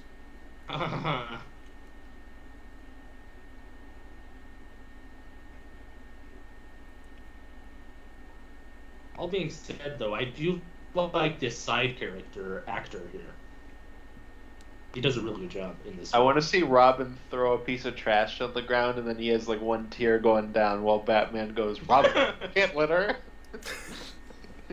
Whenever this show would go to places that arguably felt like kind of sexist or kind of racist or whatever, it's always hard to tell if it's like just running with the trends of the time, or if it's intentionally making fun of everything else that's doing that. I think in the same way, and I made this point before, but in the same way that TOS got away with Star Trek with a lot of things through allegory, this show gets away with a lot of things through satire. And I honestly think it's, maybe I'm giving it too much credit, but with stuff like that, I think it's more progressive than we give it credit for. I think a lot of those things are it going, this is what TV and movies do, and it's preposterous, and I don't know why they get away with it. And so it's making fun of that stuff before it's making fun of, yeah, Jenkins. yeah, exactly. Oh yeah. Kimosabi. I feel like it's a mix of both. Well, and that's why I say you can't always tell. I've heard it once on radio. Very old word, he says. Why is this woman dressed like a train conductor? That's really funny. It's interesting. There's not that many pop culture references, like explicit pop culture references, in this show. This is the only one. That's true. That's unusual, but that's Batman. Going back to its own roots. Yeah. Because one of the things that this show is looking at and parroting is Lone Ranger. Yeah. Do you know what what Adam West reminds me of now that I've just been watching it and talking over it? The way he sometimes pauses reminds me a little bit of early Jeff Goldblum and stuff like Jurassic Park. That's true. Yeah. The way he's just like, huh. Wow. And I don't think it's for the same reason that Shatner did it, where he's trying to remember his lines. Like, I think it's a much more kind of conscious choice, or just the affect of the man. I think he's just trying to overplay the drama. Yep. In it. The word is fish. Gotti. The only reason Goth. that anybody would know that is if they've been to church. Which? The goatee thing. Oh. I remember doing that in school, where like the teacher got up and was like, "What is this word?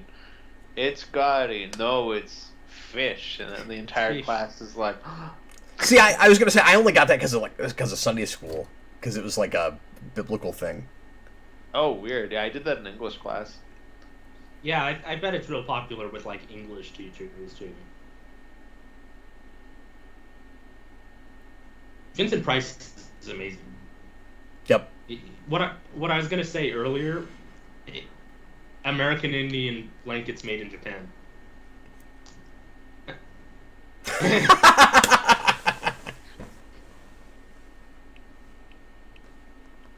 Jesus. I wish last night I ordered some Doctor Strange shirts, and I got one that's Vincent Price's Doctor Strange, and I wish that was in, so I could have worn that today for this.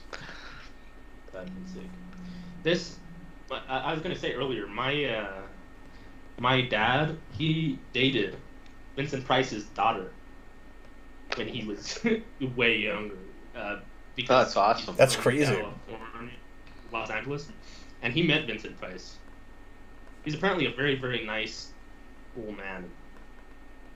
That's awesome.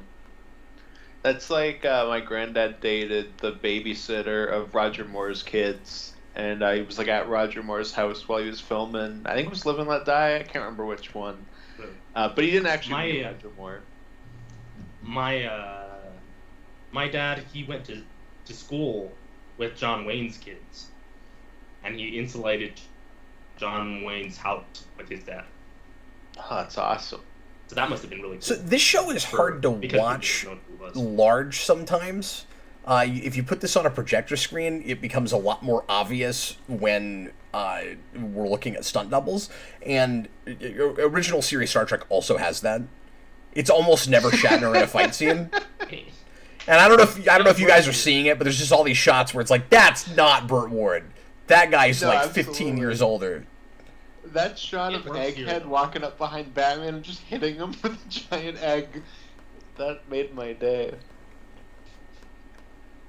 What was I gonna say? Nobody could be that rotten. Yeah, the obvious stunt doubles really works here in a way that it might not in Star Trek. Just be. That's a good point.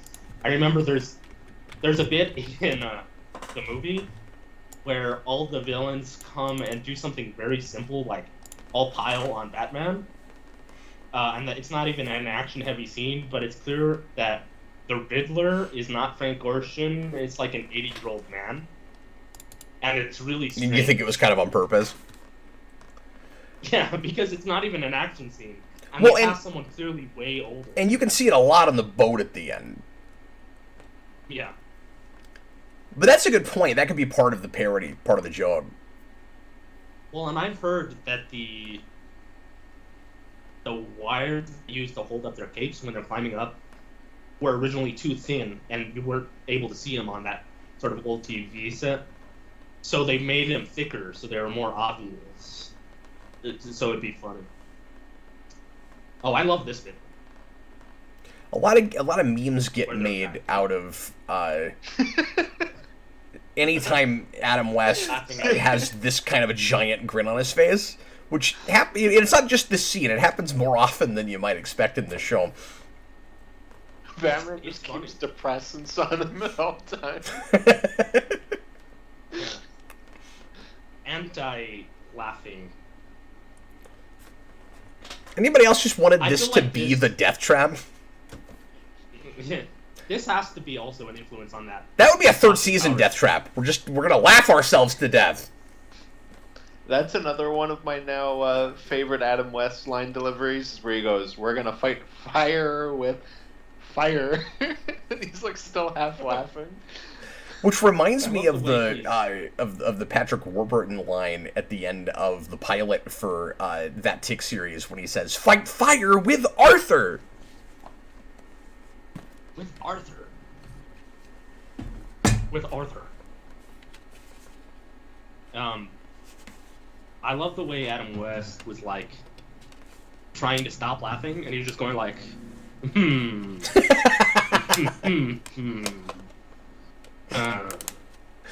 Yep. And like it shows. That's a like genius choice.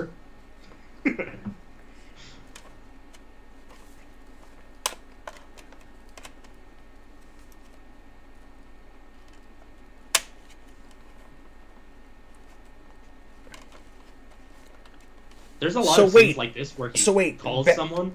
Bruce was actually dating somebody, and it wasn't like just a way to keep his Bruce Wayne personality up. Like, was that before he decided to be Batman? He was like, "This girl I used to date."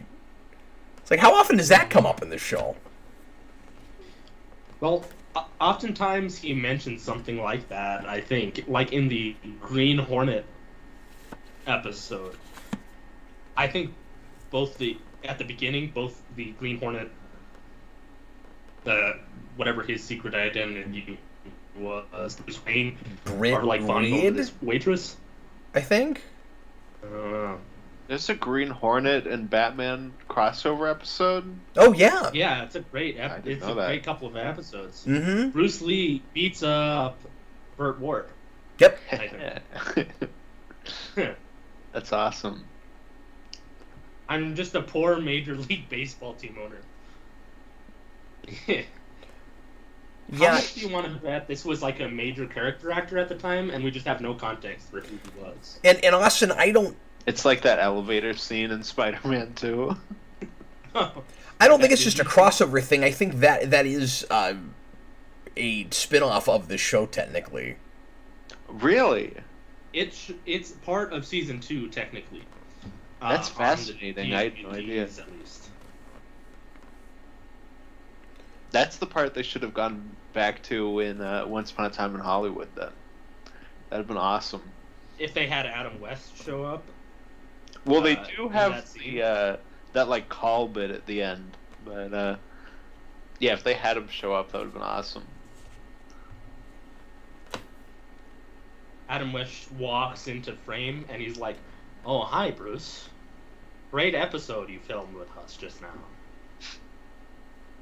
And then he just walks away.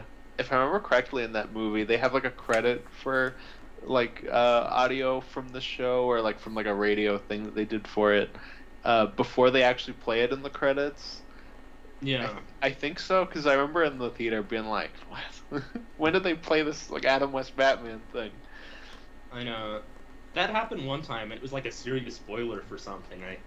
I think maybe in a Marvel movie before the post credits, at some point before they started doing the credit after, and it would say "and this person as this" after the credit scene. Yeah. It said it before, and it was like, oh, I guess that person's going to be in this. Bruce getting kidnapped outside of his Batman form here reminds me, obviously, of the movie, and feels like maybe an intentional direct callback to that, because I'm not sure that we've done anything like that before that, and that movie has come out already.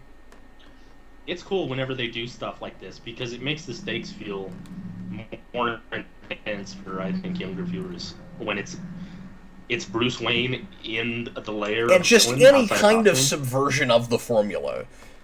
Yeah. Anything at all. Trap. This looks like a Dr. Seuss death trap. I was gonna say that earlier, is with the eggs on the wall.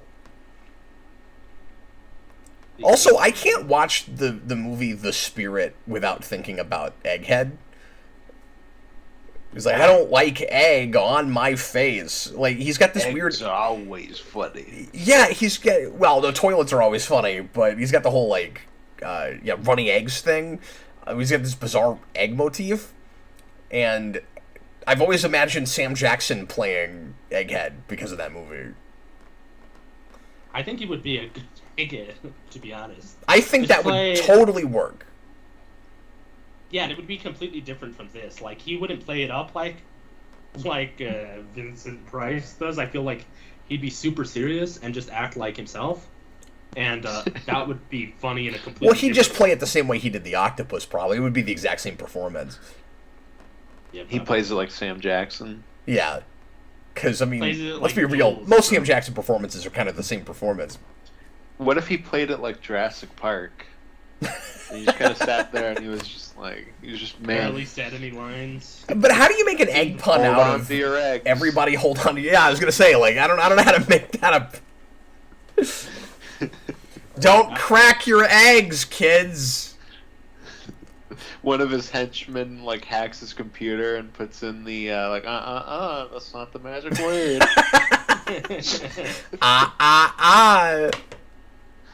It's the Joker doing that. He just names all of his henchmen Dodson. I got Dodson, nobody cares! See, nobody cares. I hate the bit where he puts that shaving cream on that other guy's pie. And then he makes him pay for the whole meal and he hasn't eaten anything? That's a big movie trope, where someone has food in front of them and they never eat it, and then they just leave. Yeah. That happens a lot. Especially with breakfast. I don't think it was the other guy's pie. I think it was his pie, which makes it weirder. No, it's he puts it on a pie on the other table. Oh, yeah, that's right. No, it's in front of him. It's like on the side of him, and he goes It's like right in front of him. I think. I'm gonna have to look this up later. Weirdly, I actually just watched this movie this morning, and I'm pretty sure it was right in front of him. Are you preparing for the new one? No, it was actually weird. We homeschool and we gave our kids the day off from school today. So Freddie, we didn't really have any plans this morning, and Freddie just happened to be wearing a Jurassic World shirt. And I was asking him if he was wanting to go see the new movie with me in the theater when it comes out, and he was like, "Yeah." He's like, "I don't really remember those movies all that well." And so I was like, "Well, you want to start watching them?" I was like, "You want to watch the Jurassic World movie?" He's like, "No, let's watch the first one." So we went back to Jurassic Park and watched that this morning. And then you were like, "Smart kid." Yeah, seriously. I was gonna say, like, I can't imagine watching the first Jurassic Park and then being like, "Oh no, I gotta watch the other four." I can't imagine movies. watching sequels to that movie. The first one is really the only good one.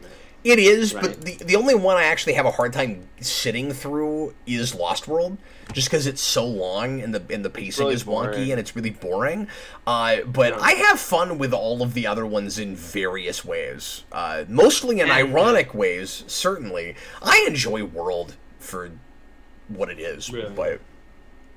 Yeah, I remember liking 3 as a kid. I haven't seen it in years. I never saw 5, and I thought 4 was like... I'm much less critical of those very bland. Just while I'm watching them than a lot of things. Like, I just enjoy that franchise. It's kind of a fun failure because it's like nobody had any ideas after that first movie. Like, it doesn't have legs, and it's just kind of fun watching people spin their wheels trying to turn that into a franchise. And I adore Jurassic House. It's one of the best bad movies. The weirdest thing love is it. that the new trilogy is just like a remake trilogy of the original trilogy, which I thought we would have dropped after we did the first one. Yeah, But then the second one has elements of Lost it has World, weird, and I don't know why. and the new one has elements of 3 in the trailer. Does it? I hadn't really thought of that. Yeah, In I was what thinking way? about it. I think it was when I went to see Doctor Strange, because I think I watched the trailer once and I was like, "I look stupid. I'll never watch that again." And then I was in the theater and it popped up and it was like, "Huh." So the whole plot of 3 is that they go to the island to find this kid that's missing. The plot of the new one is that they're trying to find this raptor kid that's been kidnapped. And they also brought back the feathered How's that? dinosaurs from 3 in this one. That's weird. But I don't see how you can really draw a correlation. There's definitely so. I mean, it's more like Taken, but it's just But like they it's weird. but that they don't there's, have to like, go any- to the island, and that kid wasn't kidnapped. No, but it's like the fact that there's even like a tiny bit where I'm like, that's kind of similar. That just means you were looking for it. I wasn't. the though. runtime is- I don't care. I didn't even watch 5. Okay, so guys, we're going to take about a 5-minute break and come back and watch the last 3 episodes. So make sure you're watching the second part of this Egghead episode in Season 2. And we'll see you in just a few minutes. Thanks for hanging out with us. We'll be right back. Oh, I also there's like a big pterodactyl thing in the trailer, and that 3 was the big one that did like the pterodactyl thing. Oh, I didn't notice the pterodactyl thing. Okay, anyway, we're taking a break now. Yeah. We'll see you guys in a minute.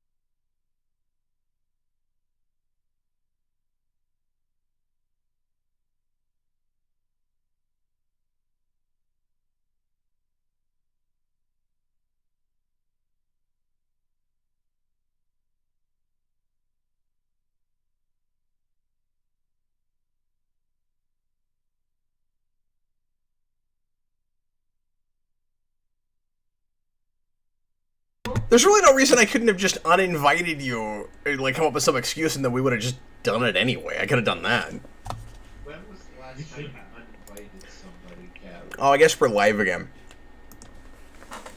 Imagine if you just uninvited me and you guys did the show without me. Sorry, I'd be like, I muted you guys in OBS, but not myself. So I just came back completely out of context. Nice. Anyway, hi everybody. Welcome back to the now second half of our mini marathon on Batman 66 episodes. We're watching the second part of the first Egghead episode with Vincent Price, and it's the Yegg foes in Gotham. This is episode 14 of season 2, and if you're just now stopping in and hanging out with us, you can watch the second part, and the Bill Dozer will catch you up to what happened last time at the beginning of this episode. Is everybody ready? Bill Dozer. Yeah. What? Is that a character's name? No, the showrunner of the show is also the announcer. We talked. I explained And this his to name you. is Bill Dozer? Yeah, William Dozer, sound Bill like- Dozer.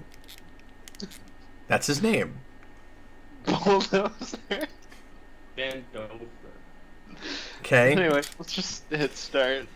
All right, you guys ready? That's my bedtime. Yeah. All right, everybody, please press play right now.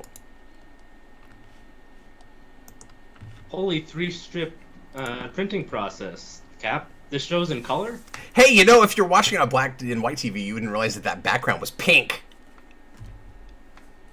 Or I know, if I you're imagine colorblind, I bet everyone you with didn't the even black think and about white. that, Cap. Everyone with the black and white TV watching this show, when it says in color, they're like, what's going on here? What is this, some kind of sick joke? Of course, No, it's not. I don't believe you. If this It's show was clearly in color- black and white. What are you talking about?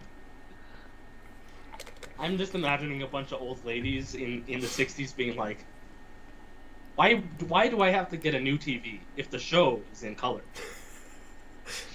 Yeah, it's sort of like in the early 90s, where it's like, wait, why do I have to buy a Super Nintendo? I already have a Nintendo. Yeah. Why do I have to get a wider screen TV? And then If people all the are just, shows- while they watch the show anyway on their black and white TV, they're just imagining what all the colors must be. No. They finally pick up a comic book and they're like, Robin is red and green? Are you Yeah, like, kidding me? Egghead's not nearly as clever and cool looking if you don't know that he's wearing orange. Yeah. Like, that suit's They're not like- nearly as cool. Like I said earlier, I do think the show looks good in black and white. I have seen it once or twice that way. Don't ask me why, but I have. I'm not even sure how that happened now that I think about it, but... You were watching Batman 66 Noir, the limited edition Blu-ray. Justice is The great. Justice is Great God. That stupid trend where they release a movie in black and white as a separate disc. And I'm like, I can just turn down the saturation on my TV. Warner Bros. I'm on to you. Sometimes I feel like they actually go in and do specific color correcting and stuff with the black and white, but you're Yeah, right. Fix the levels or whatever. Yeah. It's not color correct because it's not color. I'm not sure what to call it, but you know, where it's a little more than just going in and pressing the button in your editor. It's like, yeah, I can do that in Sony Vegas, you guys. I can do that right now in OBS. I'm pretty sure. I think there's a filter for that. I want to see them do like the BVS extended cut thing where they just add random blood splatter every time people get hit in the show. Like really fake looking digital blood splatter. Yeah, exactly. Yeah. You know, Vincent Price was giving a really intense stare for his eyes to be completely covered with the credit of another man's name. It's like that bit from Monsters, Inc. If anyone knows what I'm talking about. So I do. It's been so long since I've seen that movie. So if anybody thinks that the evil extractor thing from the beginning of Batman vs. Two-Face is going even too far for this show, I give you this scene. Yeah, what is this? He's just stealing Bruce Wayne's power? What is this? Like stealing his mind or something, right? Yeah, I don't remember Was this the what basis exactly he's trying to for take Batman from him. Forever? Nice going. He's gonna take all of his knowledge but not use it for anything. Yeah, it's because Riddler's an idiot in that movie. There's that Vaseline you were talking about. But It made It's it. true. But it was like smoke. It was whoa. It's a good effect it's for actually this, on the- though. It's definitely on the lens. Yeah. Yeah, it's got more of like a smoky look than the Star Trek one, but it is that. It is a same kind filter, of- though. You're right. It is kind of the fuzzy footage from TOS thing. Absolutely. But I feel like there's more thought put into the camera work in this than most MCU films. Yeah. I'm just reading comments, okay? No, I agree. Any chance to... That's maybe a little hyperbolic, but...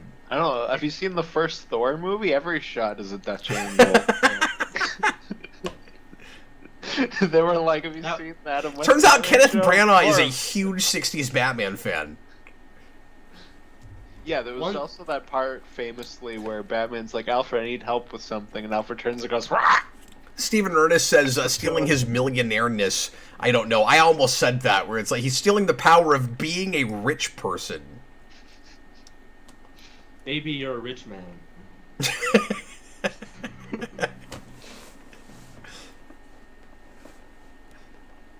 Marbles! After years of mental conditioning, I was able to block off that portion of my brain. It's like that bit in Heroes where they're like, he's thinking in Japanese. Yes! Did Batman just break a bomb by throwing a grape in it? Yeah, one of those It didn't even plastic- hit the bomb. Oh, that's convenient, Bruce Wayne. He was the junior marble champion. That was a plastic grape, by the way. That Adam He's great at everything. I bet Adam West knows how to play Pogs. Before there Remember were Alex Pogs. Back in Pog form. You know, for years I thought about doing a video on Pogs. Why? Because I still have my old Pog collection from when I was a kid. I remember I got some Pogs as a kid, and I was like, "What the heck is this?" And then I threw it in my closet. I mean, I I grew think up... I got them. I'm a little older than you. Part of something. And I thought it might be amusing to actually try to play the game Pogs. Because we always just collected them. We didn't really do that. But, like, I've got the slammers and stuff. There's going to be a really funny video where you're like, yeah, let's try to actually knock Pogs over with slammers. Oh, is that like the point of the game? Mm-hmm. Oh. Yeah, you have these heavy plastic ones. And then they're just cardboard milk caps. And you were supposed to hit you'd make a stack of them, and then you hit the side of them with a slammer, and you see how many you could knock over, and you could flip over, and then the idea was supposed to be that was how you traded them with people, and so if you knocked over any of the other persons, you got to keep them, and it caused all kinds of fights at schools and stuff, and Pogs were banned everywhere because of that. Gambling for kids. Yeah, pretty much, yeah. You know what I think it's like? It's like those people that would buy Pokemon cards and they wouldn't play the game, but they put them in a book. That's like, I think, what most people did with Pogs is they collect them. Yeah. Maybe not play the game. Yeah, that's what I thought you did. were gonna say it's like rain on your wedding day. It's like a free ride that you... Yeah. Yeah, because you got one hand holding Pogs and the other one smoking on Smoking a a cigarette. cigarette. And who would have thought it figures? Well, I mean, you ought to know, Cap.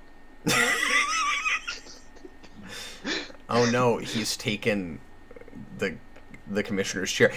I want that shot though of the giant Commissioner Gordon placard in front of Egghead.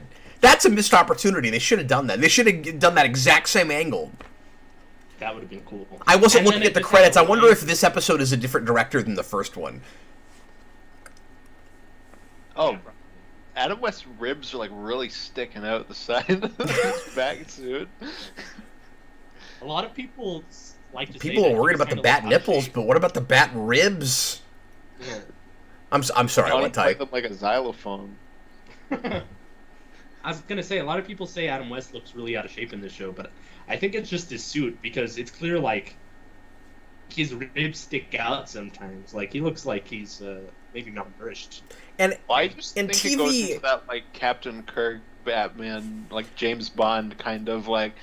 They were like the action stars, but they're not like muscular in the way that like later action. that's what I was going to stars say. They were. weren't expected to take Very different steroids body so that they type. looked like comic book characters. Yeah, exactly. Like his gut is hanging over the belt, which you get with like with those other two I mentioned. But that doesn't as mean well. that he's like crazy out of shape and doesn't exercise regularly. Yeah, no, exactly. He's I just feel not like pumping. He's just day not a and night. bodybuilder. Now, I do think that Shatner was in maybe technically better shape than he was in this very same year, because you get you get episodes with Kirk with a shirt off in the same year that you see Adam West wearing the suit, so you can compare them side by side very easily. That's true. Oh, okay, I didn't even realize that he was in shape in that show. I always That's just think of interesting. him with like. I'm just saying, relatively, he's in Yeah. shape. Like, to your point, that like if you see him with his shirt off, you go, "Oh, Captain Kirk has like a little bit of like a pudge or belly or something." But it's like, the standards are different now. Like, No, absolutely. they had him with his shirt off to showcase that he was in shape, because Yeah, no, for the well, standards of the time, he was. It's the difference between Connery Bond, Craig Bond, Adam West Batman, like Pattinson or Affleck Batman, or Bale, and then like Shatner to Pine Kirk, right? Yeah, and you also get different periods of history where you have different standards and different expectations of like what is considered more or less attractive for both sexes, right? So, like in various periods of history, we have this with women where sometimes it's considered by and large more attractive for women to be super insanely skinny, and sometimes in various eras men want their women to have a little bit more meat on the bones. Like it's different in different time periods. Well, and like sometimes we want women to be kind of blurred, and then other times we want them fully in focus. Yeah, that's true. There was a long period. I want to watch TOS with you just to see you react constantly to fuzzy footage. I legitimately, that's why I said to you the one after dark, like I would like to do TOS, and you were like, I had the Star Trek show, and it's like I just like laughing at TOS because I think that show is wonderful. I think it would be fun to do that. You know what's really funny? When we were trying to decide what to do tonight, I almost suggested we go ahead and do what you were going to say and do some Star Trek, and then I remember we needed to do this. But I would really love to watch some of that with you. I think it would be I will put absolutely it on the delightful. Would you? I think that'd be great. The Expose. I didn't realize this before. Vincent Price has like this pearlescent white makeup on. That's like pretty subtle. Until he gets into really hot lamps with this giant close-up on his face, and then it becomes Yeah, and very then clear. Then he becomes very shiny. Adam West looks great in brown. It's like a really good color on him. Yeah, they should have made his suit brown. Easier to imagine if you're watching it in black and white. Austin, I'm going to go as far as to say that that's like almost a Bond suit.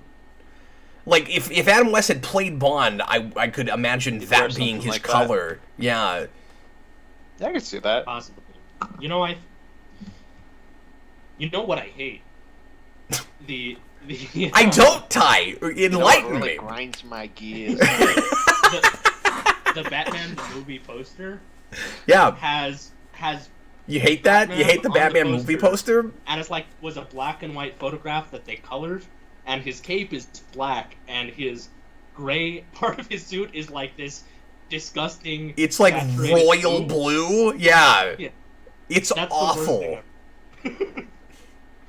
Imagine if you wore that this entire show.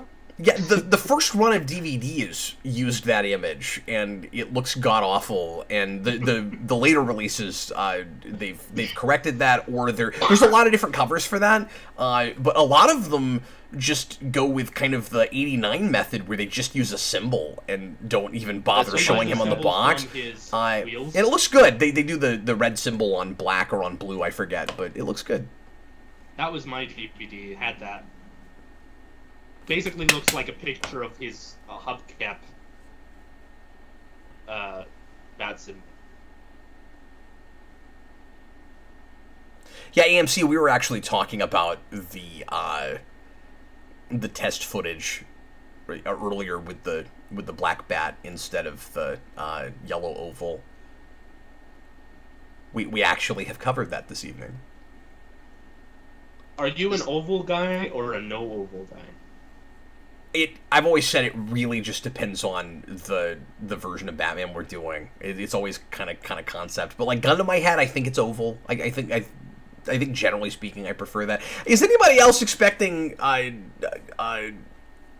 Egghead to burn the Native Americans half of the money right now? No, I'm still waiting for somebody to throw trash on the ground and for him to cry. God. What I'm imagining right now is that scene from Casino where Joe Pesci is narrating and this guy comes in with the suitcase when people are counting money, and he's like, "Another fat guy walking into the casino with a suitcase. Nobody notices him." Egghead, what do you mean I'm funny? Sorry, What do you mean I'm funny? What's so funny about me, Batman? Oh, hey, look, Commissioner Gordon has my couch. You have a nice couch. Yeah, it's a good couch. You know what? I also have his placard. I have You should frame What the does it next say under stream your like name? that with your Geekflusion. name right there. Oh. It says Geekflusion. I know I'm blinding you. Sorry about that.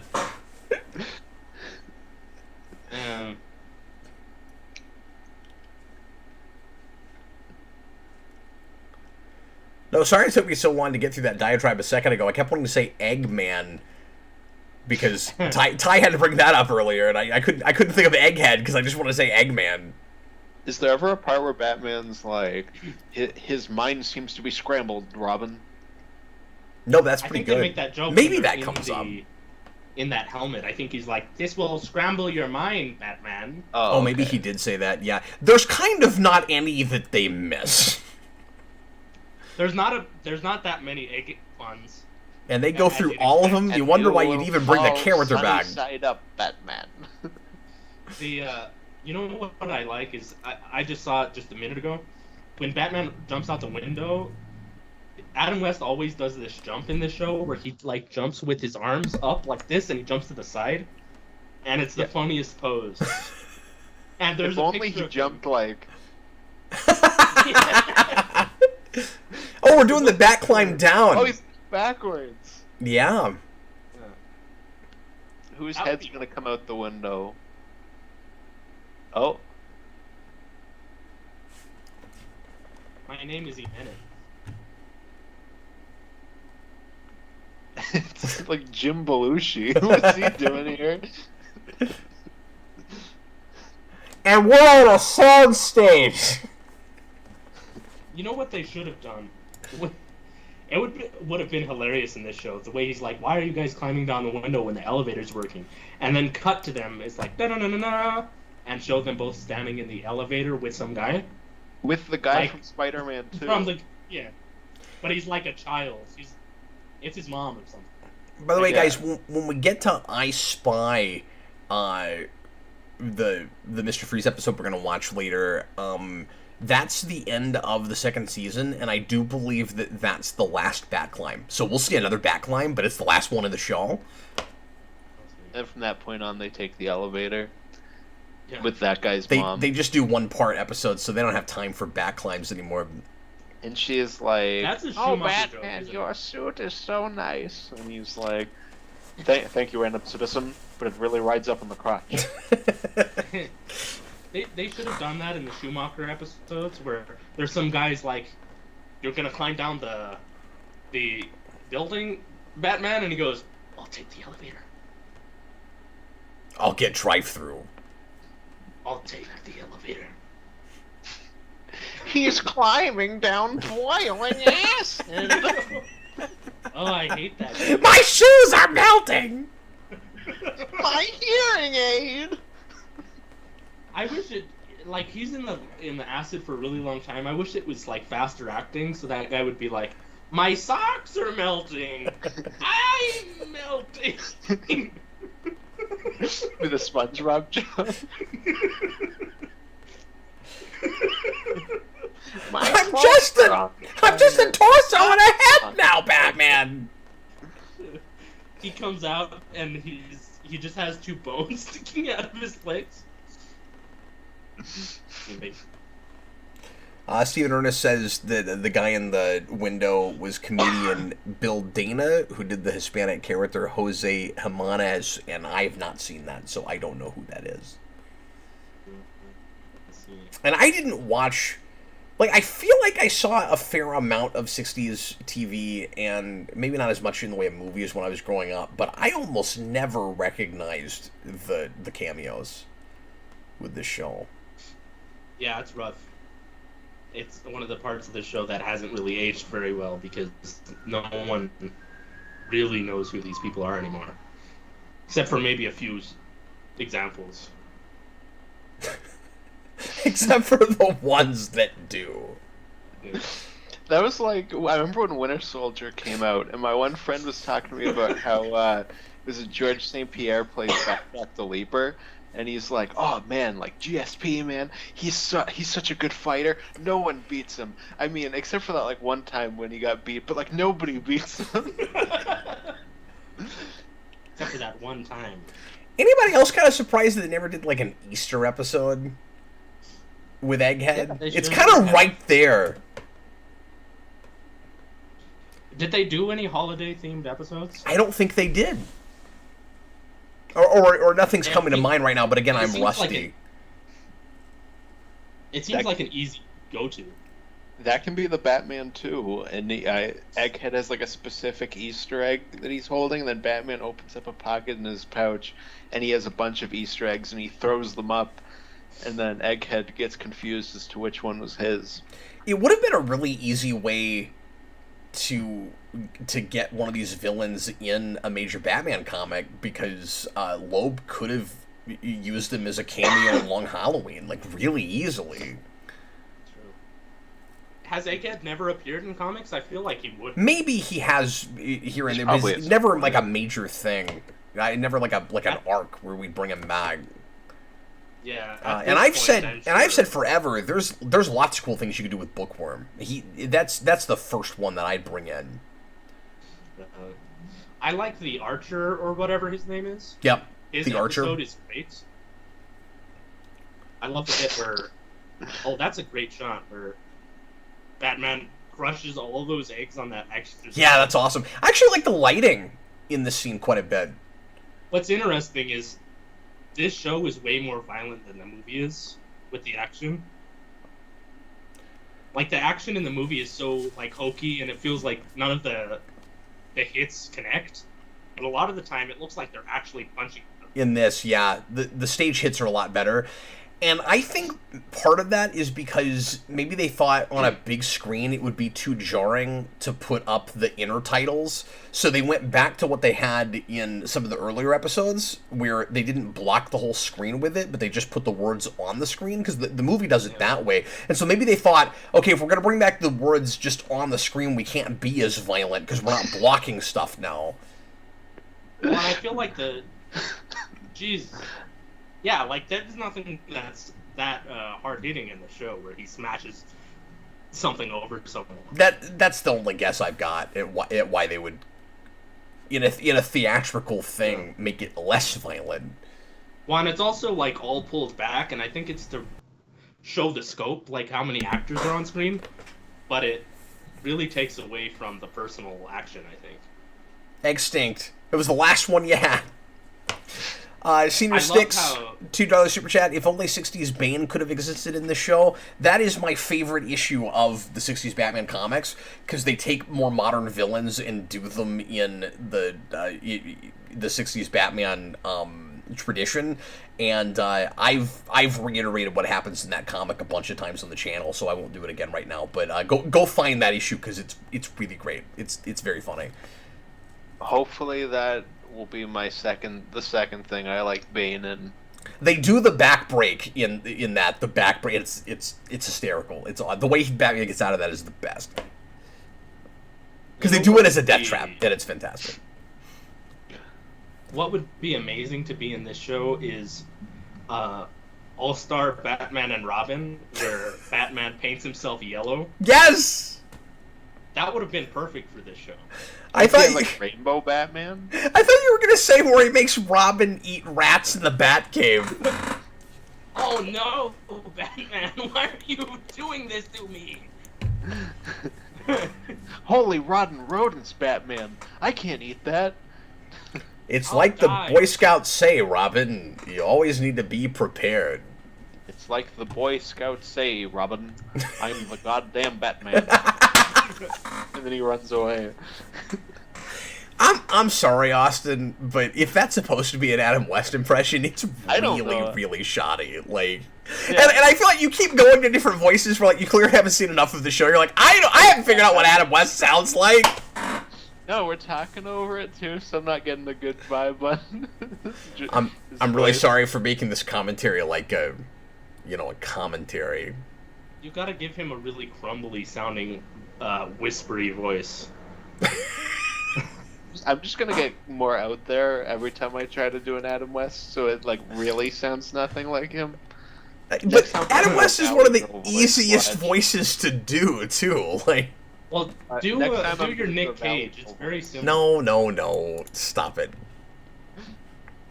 Nick Cage does do a good Adam West in Kick-Ass. He does. It's That's, because well, how he would you sounds know? like that normally.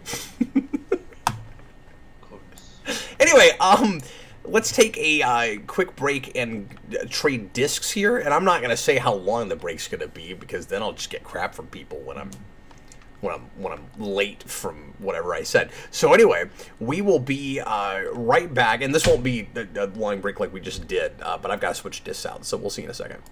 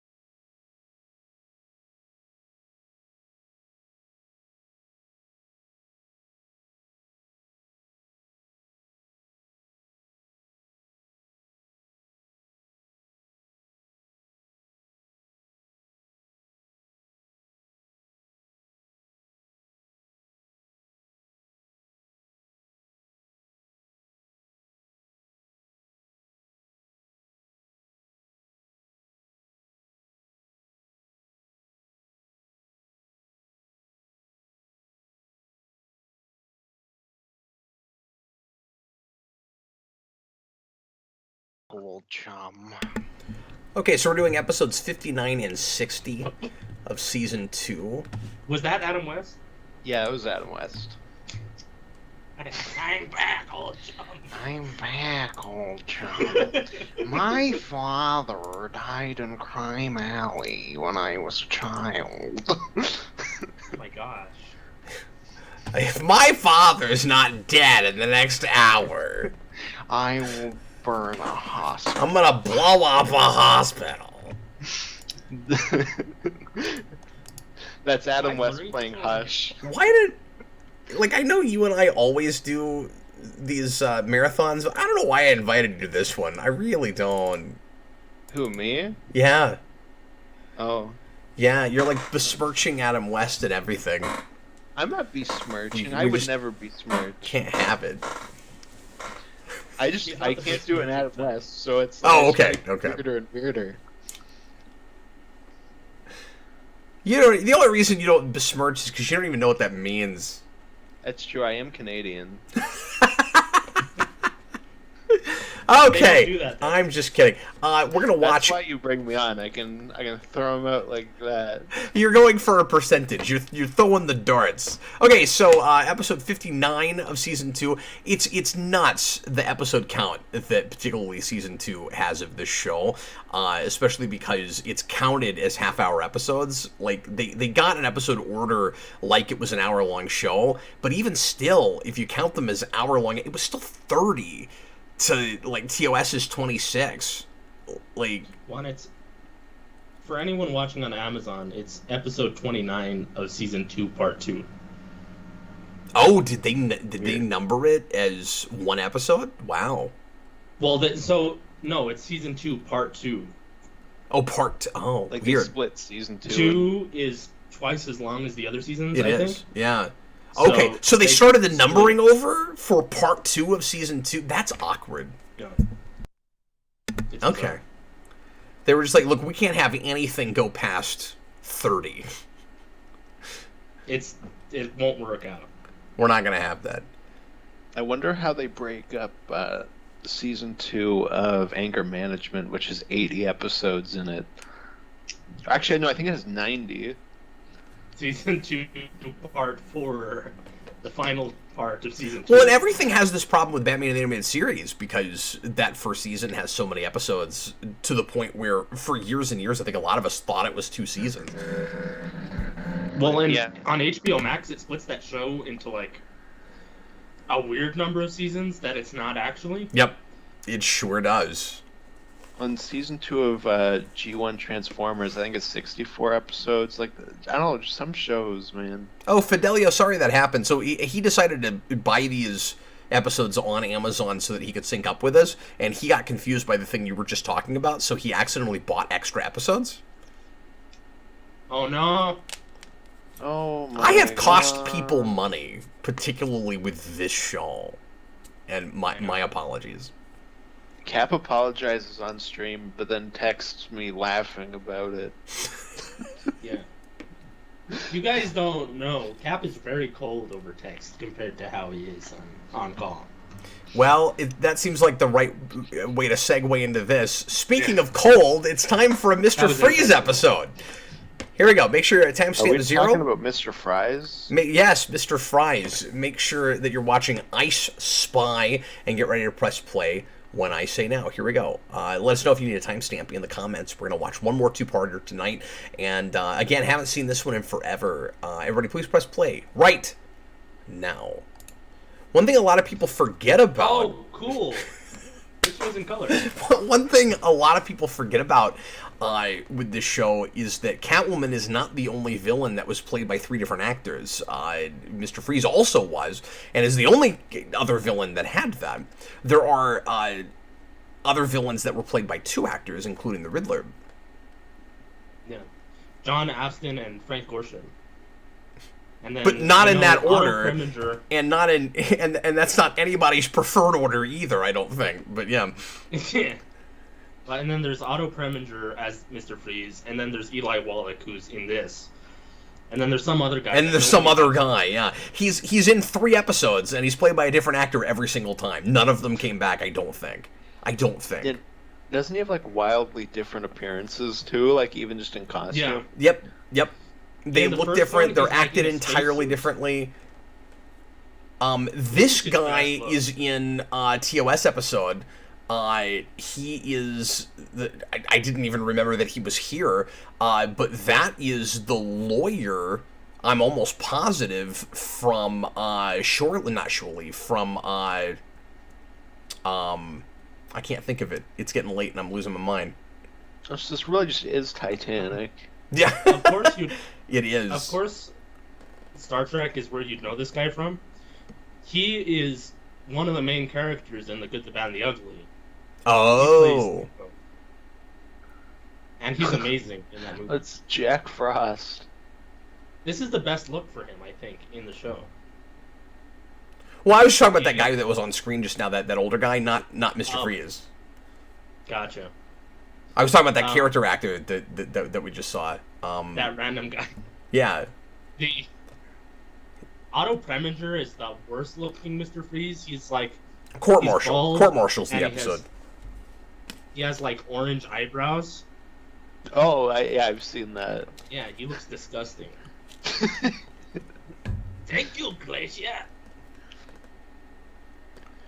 No, this guy looks like, I forget which Home Alone movie it is, but they get like hit by like And ice or whatever. This is the and one they that look says like the- wild, right?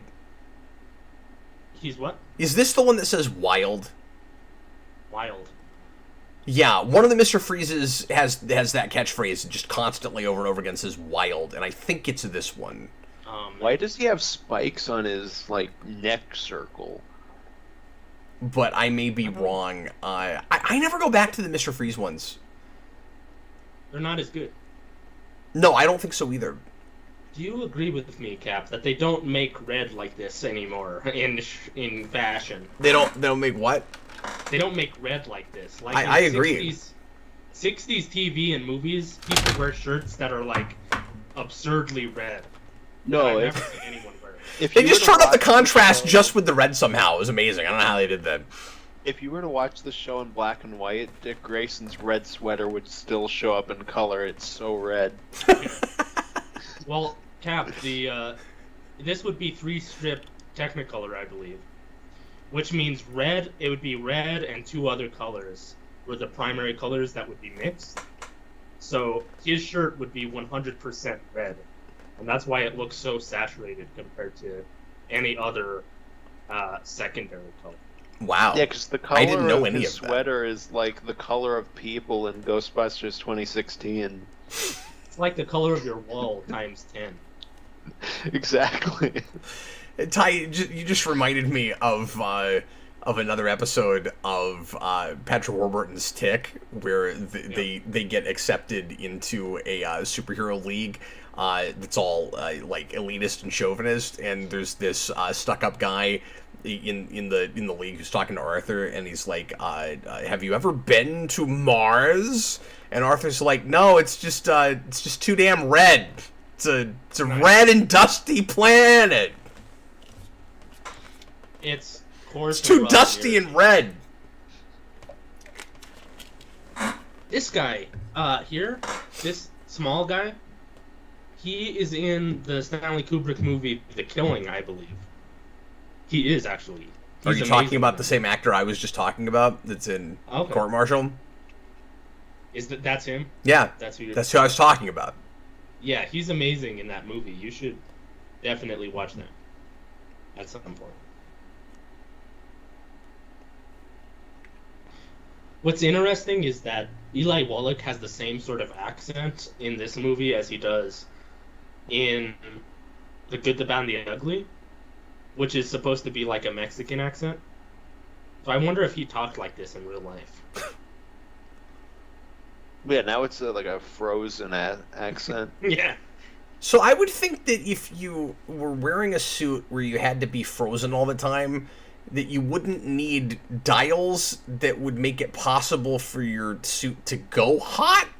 Like, he's got red, yellow, and green I don't know why you'd need all of that. Why wouldn't you Oh just my have God, I one wish that went Arnold had a pet cold? seal. What? I said I wish Arnold had a pet seal in He should have operated out of a zoo. Absolutely. He should have just had a pet seal, and then they could make a joke about Kiss from a Rose. I hope that if we do Mr. Freeze again in the Batman movies, he's followed around by a polar bear. It won't happen, but I really want him to have a polar bear. I hope he's just Arnold again. But he looks like that.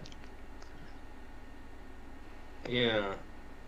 They should do Arnold again. And if nothing else, a CG recreation of Arnold, voiced by Arnold. He's familiar with doing that at this point with all these Terminator That's true. Exactly. What He's if done the it. next movie opens up with Batman sitting at like a cafe and then Mr. Freeze walks up and just shotguns him right in the chest and then leaves? Yeah, this does not seem to be the wild Mr. Freeze. They all run together for me. Is this Miss Tessmacher? Or at least the two that are a little sillier, because the first one it actually plays it straighter and does the whole, like his personality is cold because he is cold thing. Yeah. This guy looks like Norm Macdonald. Nice. Ah, Mr. Freeze, you're gonna freeze up the place. Hey, I'm gonna need you to let me out of here on account of it's really cold. That's not why I said I didn't even know that was the shirt you were wearing today, Austin. She does seem like Miss Tessmacher with that. Yeah. Well, and we're also used to seeing Miss Tessmacher in a big winter coat, too. Yeah. I want to see, what's the other guy's name in that? Like Otis? Bluto or whatever? Otis? Bluto. I want to see Norm Macdonald play Otis. And Norm Macdonald as Otis. Yeah, I Mr. Luthor. Wow, that's an actual seal. Yeah, I know. I wish Arnold had one because I he wish has like so. weird exotic. That's pets in crazy. real life. Speaking of Bluto, I wish he was a Batman villain so he could come up and say, "So you think you're a bat, eh?" and just punch him really hard.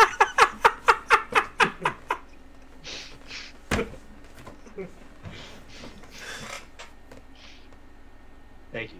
Now I want to see Batman just interact with all kinds of, like, really early cartoon characters, like, from the 40s, where, like, Batman stops to ask directions from the which way did he go guy, like, which way did he go? He's hanging out with is it like Betty Boop? Betty Boop would be a side character in this show, I bet. Yeah. Someone like, she'd be some dancer who turns out to get kidnapped. I've still got it! Oh my gosh. And then Batman's like, "Yes, you do." You won't understand this until you're older, but she is a very good dancer. Well, she answers the question: Are we human or are we dancer? That's a Nolan question, right there. Mm-hmm. That ballroom scene in The Dark Knight Rises, where she goes, "Are we human, or are we dancers?" It's really if a tree falls in the woods sort of question. What, you like cut Catwoman's leg open to see how many rings she has, to see how old she is? Does this mean we have to start fighting? Yes. It sure does. Have you guys ever noticed that it's Because we're playing tied to like comic book rules. It's playing like a Rick James song, like instrumental in that scene. Oh, really? Yeah, I did not notice that. it's playing like Super Freak or something in that scene. I'm talking about the Batman Returns scene. Not the I'm like listening here. I'm like, I can't even hear music. And now the seal is in police headquarters. This episode is unhinged, even for this show. That seal is really cute. This must have been a fun episode to film with this animal. Well, yeah. Everyone gets to meet the seal. Because it was just stupid pet tricks day on Batman. Yeah. The seal has these like really weird smears on its eyes, and it's because it's been crying since it's in a hot studio environment. What other phone are you going I to call thought it was Batman phone on with but the top. red phone? The red phone is the one that goes to Batman. He's like, I'll call Batman on the red phone. His phone was like already answered. It was just like off the hook. This is that really famous scene. Well, yeah, but that's just because we don't want to waste time every episode, Austin, having to show Alfred go pick it up, because Alfred always picks up the bat phone. Yeah, yes, that's what happens is, and that's one of the jokes is like, the Commissioner Gordon doesn't know who the old guy that answers Batman's phone is, so like Batman has a butler. Everyone knows this, apparently, but they never put together that it's the same butler that Batman has, or that Batman even must be a rich guy, but it's always Alfred that answers the bat phone first. This is one of the best scenes in this whole show, and I forgot it was here. I was just mentioning that. Yeah, it's a very famous scene where people are like... I didn't realize we were going to get to see this tonight, yeah. The best part about it is that they can't even hear this conversation. Because they're holding the, I guess... Yeah, they're holding the, but somehow they can hear it. That'd be funny if they put it on speakerphone, and then it just started echoing, and... and he just quoted Captain Kirk, "Risk is our business." And that's, I forgot about that. That's insane, because these shows are on at the same time. And I think that's a Season 2 line. So did they both come up with it, or did one rip the other one off? I don't even know. That's a really famous Captain Kirk line. Risk is our business. So dissimilar in many respects, and yet so similar in others. Yeah. Is what that comment was on my first stream, where they're like, this guy's kind of like Austin. But not quite. Oh, really? This has been a lot like having two Austins in the same stream, I've got to say. I'm sorry about that. Senior Sticks, does Cap need a bat phone? No. Here it is.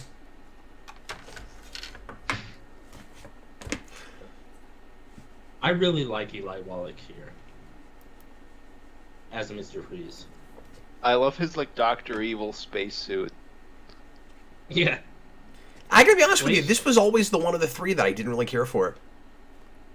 Yeah, I disagree. And I don't like this. I don't like this outfit, and I don't like that he doesn't have like a dome head. Yeah.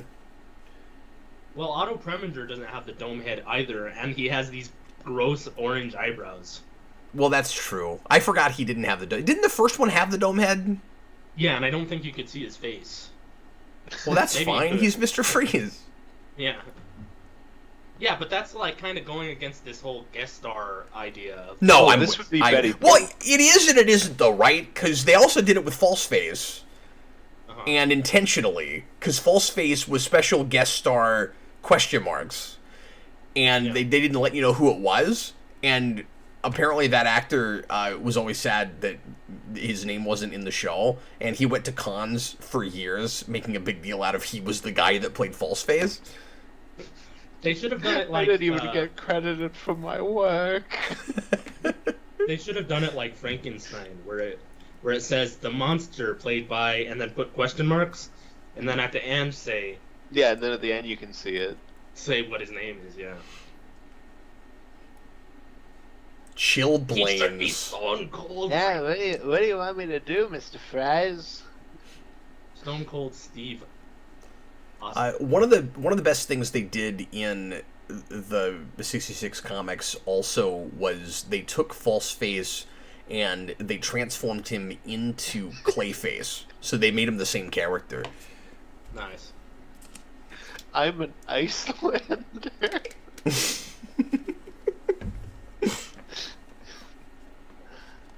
My dry ice injector. That's horrible. Yeah, that's horrifying. Don't inject people with dry ice. That's like torture. It just shows him horrifically dying on screen. Could you imagine if that was the origin for a supervillain though, where you had dry ice powers, where you could just make a cheap effect for a Hollywood picture, a picture, Austin. For a Hollywood picture. Is this a motion picture? This is a great bit here, where they You're gonna be in the pictures, kid. Are watching this show in this gallery or whatever. I don't remember anything about this episode. I don't either. I'm just waiting for Norm Macdonald to come back. You've never seen this show. That's true. What did he I'm put just on waiting there? for him to come back. Is that like a recorder or something? I'm not sure because I don't remember anything about this. At my They anti-eavesdrop both bat did. plug. Yeah, I guess. And oh, okay. I thought you were just making that up. You're always like 3 seconds ahead of me. That's... A Batman is always 3 steps ahead. You're not Batman. What does that mean?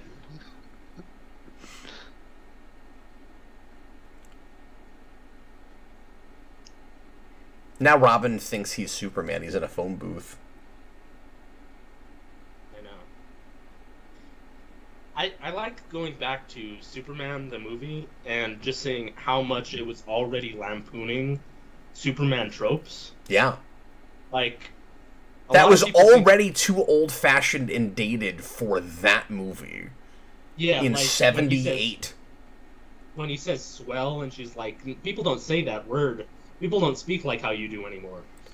Yeah, and when he goes like- up to the phone booth and he can't change in it because it doesn't have the It's not a walls.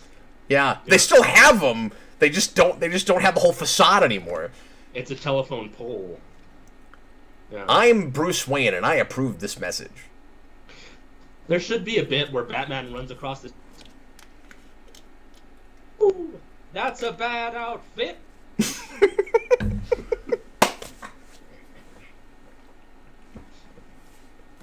I can't believe you remember that line. That's great.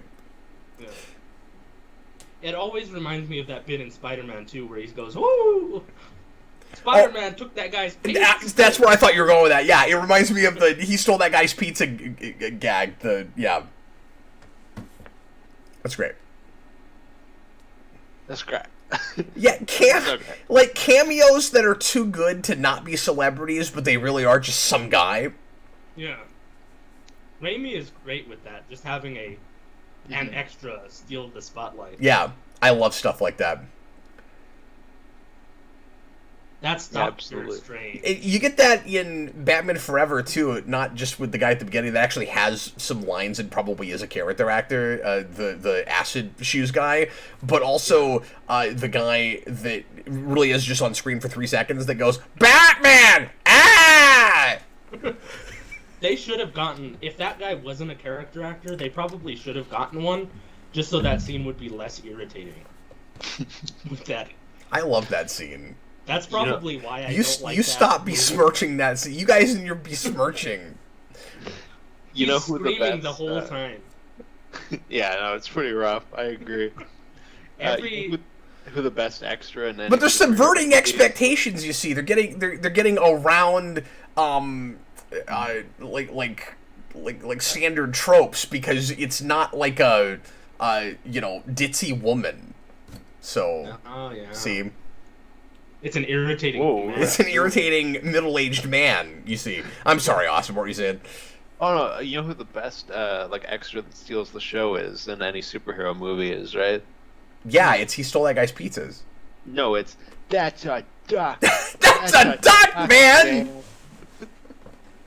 Well, I think all the extras in the first Spider-Man montage scene, where he's like saving the day, are all great.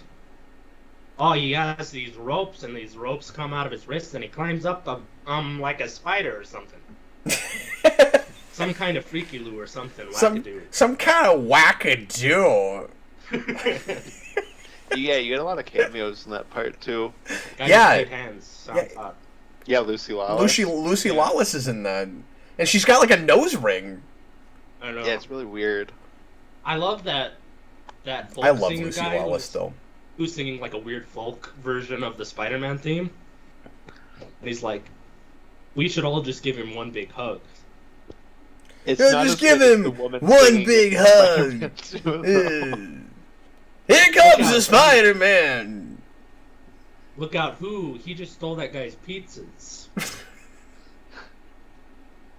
It's pizza time. The Asian woman that It's sings it pizza too time. is way better than that guy, though. Oh, Your line I love is, Toby. how did you wind up in a closet when you're trying in a broom closet when you're trying to deliver pizzas. Why are you in there? Oh, and she became a big TV actress after that movie. Really? She was in like Law and Order or something as a, I don't know. Okay, is this the episode? Because like I said, these all run together. Is this the episode where the tiles laid up on the floor, the red and the blue, or is that a different episode? I think that's an Otto Preminger one, maybe. That'd be cool if the tiles lit up and it was like that Michael Jackson music video. Oh, Billie Jean. Yeah. Not his best. Not his best? Are you saying not his best wow, music video? That freeze gun was useless. Yeah, what happened? Why didn't that gun work? They put on some special not freeze costume. Oh. Thermo costume. Oh, Norm Macdonald hit Batman with a barrel. Oh, what, his thermonuclear D long underwear? Yeah. Those guys were just punching Robin right in the stomach and the face, like, as he was pulling him out. Batman he doesn't even kick the guy. He just puts his foot up against his rear end and pushes and knocks another guy over. Robin's signature move in the show, I guess, is just sliding between people's legs. It's really weird. He keeps doing it. He does that, and then he does that swing thing. Yeah. The transparent pipe pump. Yeah, I'm not with you, Ty. I don't like this Mr. Freeze. I'm not a big fan of this Mr. Freeze either. I'm not gonna lie. Maybe it's just my bias. I really like Eli Wallach in The Good, the Bad, and the Ugly. Yeah, I don't know if you've seen it. And I've never seen that, and you clearly are more of a movie file from this period than I am. Yeah, well, and that's also just like film canon stuff that I think everyone should watch that movie at some point. I've got blind spots. I've never claimed to be a movie expert. Part of it make too it is good he made me watch. Yeah. Part of it is I just think that that's why Mr. Freeze isn't great. That's why we do the request, so that I can watch things I should watch. Yeah. Yeah. But we always have to do dumb movies. That's not true. People have picked really good things recently. We'll occasionally get a thing where I'm like, I don't know why you picked that, but I saw that post that you did like a month ago or something where you're like, tonight we're going to be watching The Family Man with Nicolas Cage, and I was like, oh my god, why would someone request this? It's such a weird choice. I mean, I was happy with Nick Cage's performance in it, so it was more worth our while than I thought it would be. It was fun to talk about.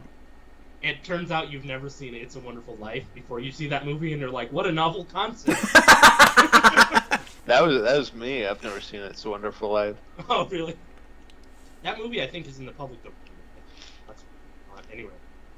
I don't think it I don't think it can compare to The Family Man now. Now that I've seen Nick Cage go, I'm pissed. Yes. That was an experience, absolutely. All right, folks, we're going to watch one more episode tonight.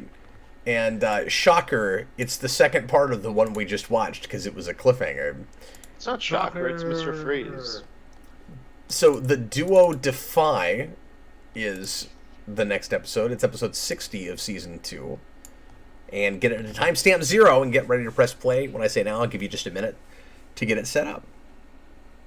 And thanks, everybody, so much for hanging out with us late into the wee hours of the evening for some more Same Bad Time, Same Bad Channel. I've been dying to do more 60s Batman on the channel, and then we almost did it, and I had to wait 2 more months, so I'm really glad we're finally getting to it. And maybe at some point also figure out what Adam West sounds like, and he can work on his Adam West accent. Hey, ready? Oh, God. What's it gonna be? Hello, old chum. There you go. Mr. Freeze. All right, folks, here we go. First, Robin, we attack his freeze. I'm surprised you could tell that I was doing that. Willem Dafoe there. Everybody, please press play right now. Oh, cool. This is in color. Cool party. Good body. Good I say that boy. so often. I want a Sub-Zero vaporizing cabinet. There's a lot of these death traps where it's just Batman and Robin in this little thin chamber, and then like a gas comes in. Something. Yep. There's a Joker episode where that happens too. Yeah, then I'm they just definitely flame not out. with this. What is that pose? Yeah, I can't get into his performance. This is no Vincent Price. No.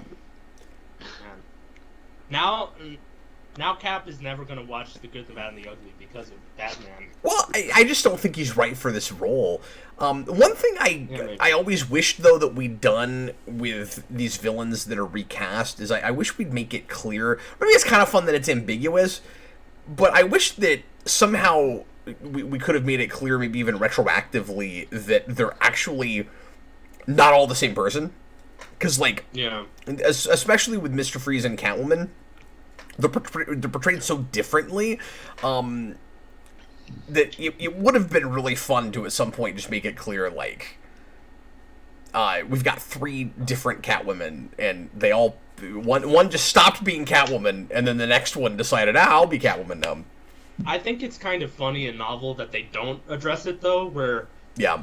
Batman and Robin just act like they're the same people, even though the audience is like, they obviously know that there's some other person, and they act completely different. Well, and that's a good point, because I'm sure that happened with serials, right? Like, there had to have been places where we would just, like conspicuously recast and Where an not actor talk would about it. die between.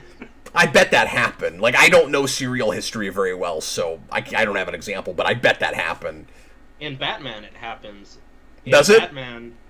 Batman and Robin are played by 2 different actors than they are in the Batman and Robin serial that came out like 2 years later. Well, I knew that, but I thought you meant it happened, like, in the middle of one. That'd be funny. Yeah, it really would.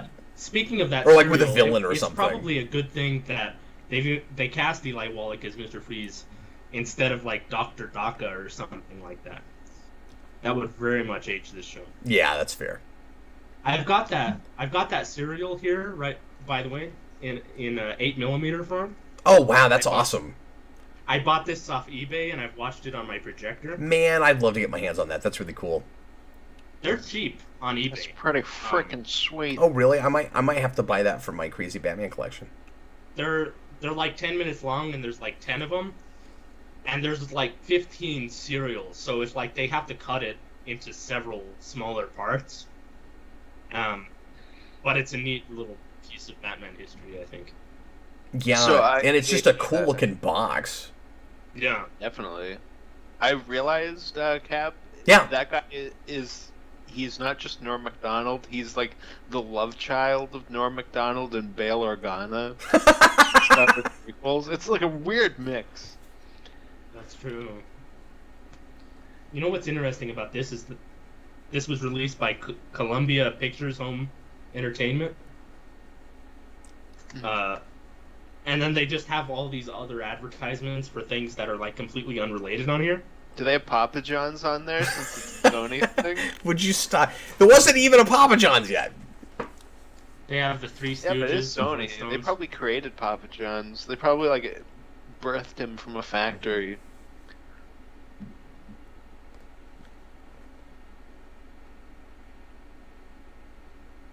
This is like a weird cartoon performance he's doing right there. Yeah. It really is. Oh! Okay, you're really cold. It's freezing Go. acid.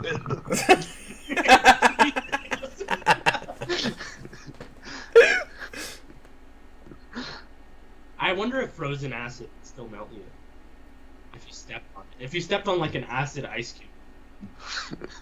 I don't know. Let's try it. Yeah. It's freezing. My hearing aid is freezing. And my hearing aid. Why is it that inevitably everything goes back to either that guy or can you pass the salt? Can you pass the salt? It's like that. Those two. Did you have any trouble finding the house? It's like those two and the it's the frickin' bat line from the Arkham games. Frickin' bat. It's the frickin' bat. Or Scarecrow and Batman Begins. The He mentions Batman. The music box here, Mr. Freeze. Sorry, what? Huh? Mr. Freeze mentions a music box here. Oh. Yeah, interesting. You know what the worst thing about Mr. Freeze is? The hypocrisy. I don't think that's the worst thing. I don't even think it's on the first 100 things. Fidelio, it's weird seeing these character actors from some of the most famous films in cinema doing these. That was true of even a lot of the major ones that we very often now think of as this show first. Like, Cesar Romero was a big actor, but I think a lot of people now only know him from this show. Vincent Price, I feel, would have been the biggest star. Yeah, definitely. If not at the time, he's the one that's outlived the rest as far as his legacy goes. Yeah, I mean, I think Burgess Meredith doesn't get pigeonholed as just being in the show. Like, people still remember him from Rocky. And... That's true, I forget about that. The Twilight Zone. But yeah, probably an argument to be made he's more known for Rocky than this show. Yeah. That's true. Or as known. I wouldn't say more so. I just mean from, like, younger generations. Yeah, maybe so. I definitely know him more for Rocky than... Come on, Batman, get out of the seal house. He's also in more Twilight Zone episodes than any other actor, I believe. Yeah, well, and then he's the replacement for... Is he? I thought he only did 2. He's like in 6 or something. Is he in that many? He's in quite a few, because Okay. then he's the narrator in the movie. Yeah. In the 80s movie. Yeah, he plays the devil in one of them. Yeah. And he had this screwy cigar that was really cool.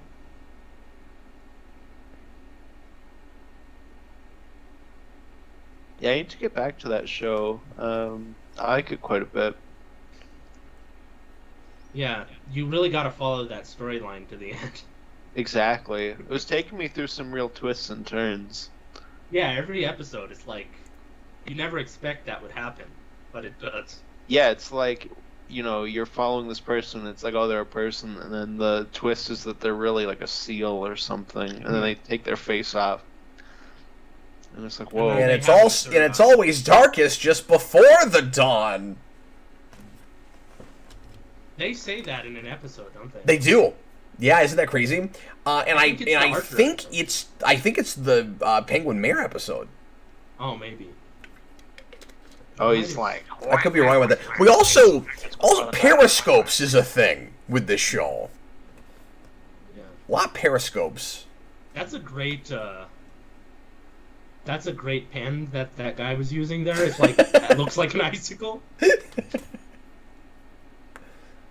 How does this work? Uh, Oh, I thought you meant paper. This guy is seen some serious stuff. Yeah. You know what's in... I just feel like this guy is, I don't know, almost not the right kind of actor for this show. Like, he's trying, like, he thinks he knows what he's in, but he's too cartoony.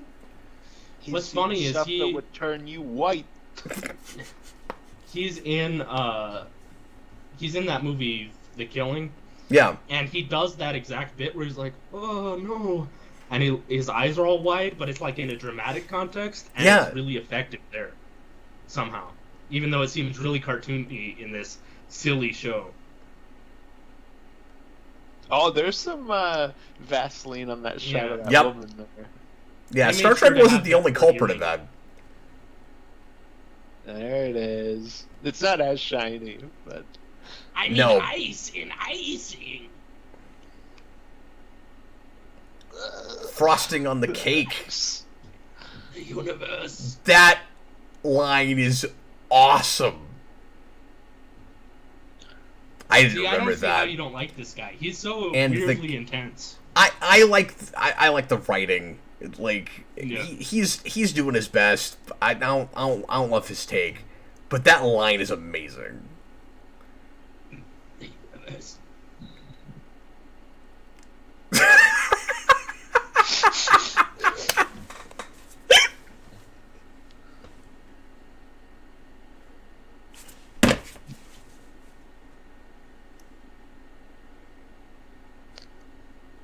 If you made a dramatic trailer for this show, this monologue that he's having right here would be over the the whole trailer with this dramatic music. Yeah, that'd be great.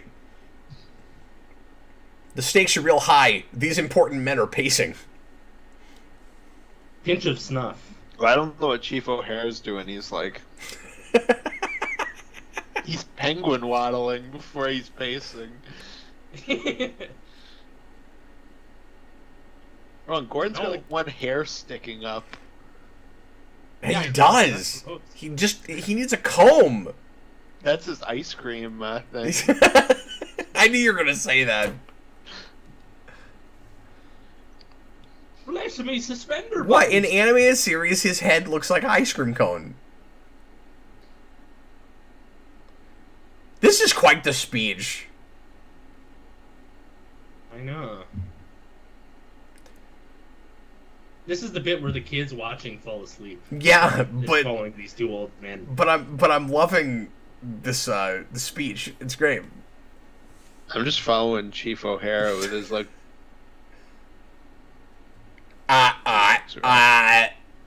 I feel like they hired the guy that plays Chief O'Hara specifically because of his bulbous nose.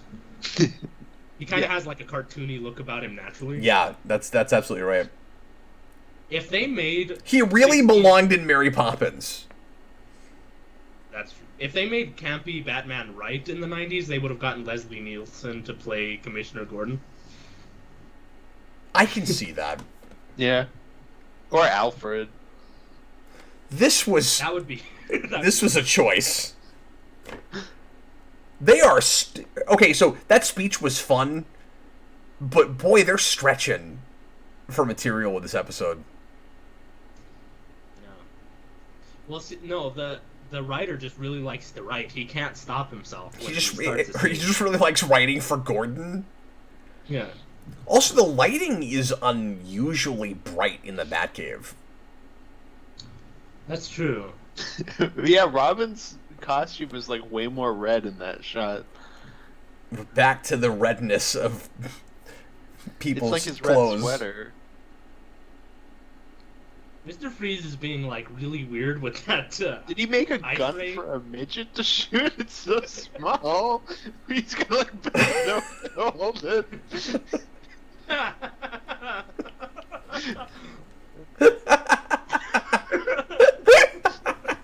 How does it work? Frozen wastes.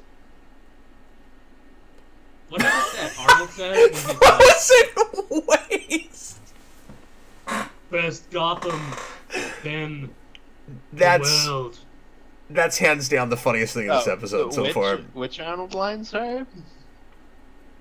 Huh? Which Arnold line are you talking about? Does it have marrow? When he breaks the snow globe and he's like, first Gotham, then the world. World, The world. a freeze is coming. Wow, so it froze all the way to the Batcave? Yeah. Wow. My new favorite Arnold Mr. Freeze line is something I noticed more recently, which is it's when Poison Ivy and Bane break him out of prison, and he's talking to Poison Ivy, and he's like, I forget what it is exactly. Always but he's like, winterize your pipes. Is that it? no, it's before he says Mr. Bane, and he refers to Bane as Meatloaf. He's just like, you and Meatloaf. Yeah. It's awesome. Yeah, the scope of this villain plot is bigger than normal for this show. Yeah, I this will episode say. is just weird in general. And I'm wondering if that was intentional because this is the last episode of the season, or if they were even thinking about that. Must got be. the We're never in a chapter. helicopter. Yeah. That's sick. They don't So- have the copter that much. Well, No. and the reason is because they only shot it for the movie, so whenever you see it in the show, it's stock footage that they shot already. That some of it was used in the movie, and I believe some of it wasn't. This shot is in the movie, though. Yeah, isn't this the part where, like, right before the shark? Exploding shark, yep. Yeah. I still don't get. With the Legion of Doom. I still don't get why they so dramatically. Well, it's more like the Fortress of Solitude. I don't know why they so dramatically redesigned the copter for the Return of the Cape Crusaders movie. It's like the only thing like that in that movie that just looks completely different from anything else. We have that, and then they also updated the atomic pile to be the atomic something else, and I don't know why they did that. Oh, weird. Yeah, it's strange. The Bat helicopter was recast. Oh. Mm-hmm. And so we're supposed to pretend like it always looked like that. Yeah, that helicopter died, so they had to get a new one. They had, yeah, well, and I'm an idiot, because, I mean, this was, like, 50 years ago, so, like, of course they had to recast the helicopter. Yeah, what's like, you know, when you see a dog in a 50s movie where you're like, oh, that dog's dead now. You see the helicopter in this, you're like, that helicopter's dead. You're missing the part where it was animated.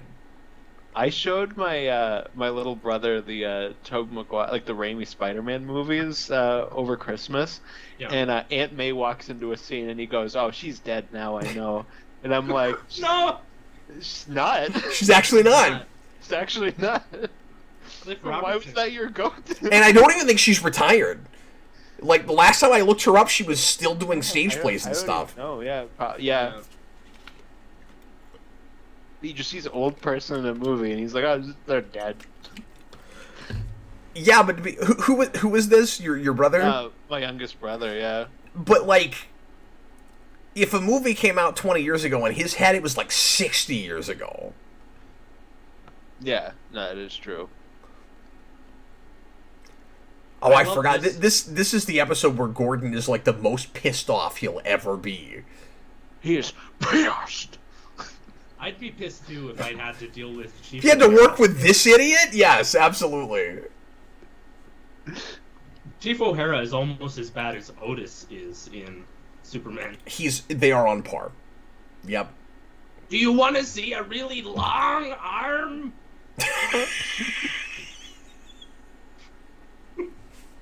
If he worked for Lex Luthor, he would try to get land and rename it O'Haraburg.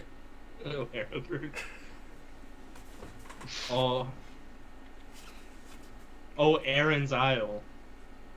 I still can't believe that there's an area of Gotham in one of the Arkham games I was gonna called say in Arkham, Otisburg. there's like an Otisburg It's spot. crazy. It's sick. We all have our faults. Mine's in California. We all have- Wow, you're pulling lines out of the ether that I haven't thought about in a long time. I know, it's more proof that they were making a Superman game next, because like each of their games, they like put little digs in for what they're doing next, and there's like a ton of Superman stuff in that game. Yeah, and Superman's gonna be evil in that Suicide Squad game that they're doing. Yep. Just Yeah. like how he is in everything. I think that there's more evil Superman stuff than there is normal Superman stuff at this point. And even the normal stuff still has to go there somewhere. Like, even Superman and Lois has to do evil Superman. I know. Now, And, I think they've got a thoughtful take on it and kind of a reason, because I think they're addressing the fact that everything does evil Superman, but that just goes to show how prevalent it is. you know, That I've never watched that show, but that Lois seems really good. She Wow, reminds me that's a lot right. of... she's excellent, and I hated her before in the crappy CW stuff she was in, where they were just writing her poorly, but she's wonderful. Like, she's probably top 3 or 4 Lois. Was she in Supergirl?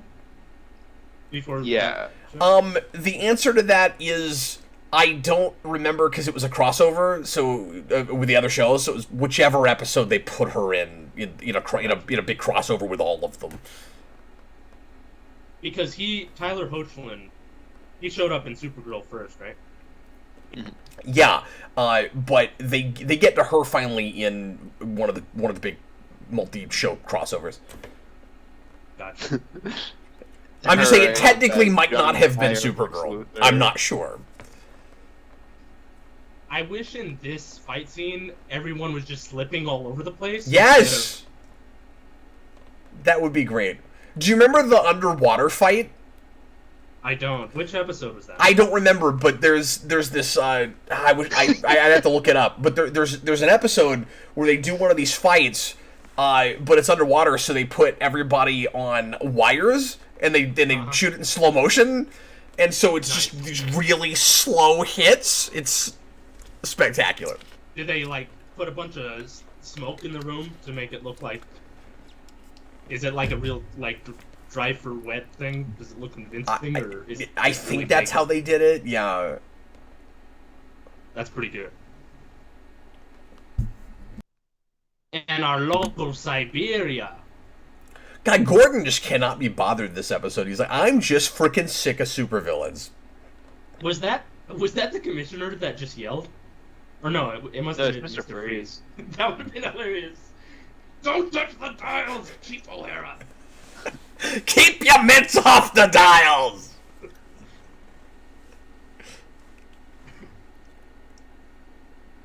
It should cut to Commissioner Gordon wearing his pajamas in the office. Glacia Glaze is like the worst henchwoman name I've ever heard. She sounds like a donut! Yeah. Or like a brand of water bottle. She's making me want a donut. Yeah, if they called her Glacia and then something else, it might have been better. Glacia Berg.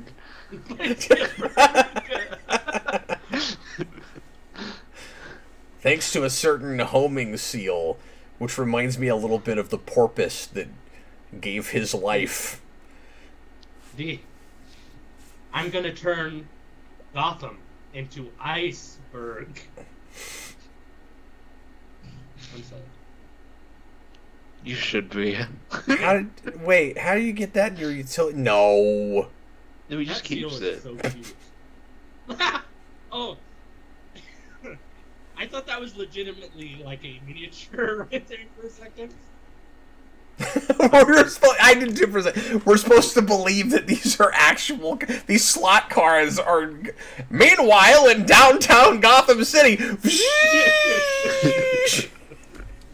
The traffic is really rough, Robin. They should have done that and just like. Make sure to look over your shoulder when you merge onto the highway. What does this have to do with any of the rest of the Okay, movies? I feel We like need to fill time. I feel like that had to have been like a 17th take when she said Glacia Glaze. It really watches like because she goes Glacia Glaze. Maybe it was her first take. Her henchman. Oh my god. Madge Blake is like, why do I have to keep saying this stupid name that makes me want donuts? That woman, Glacia Gilder.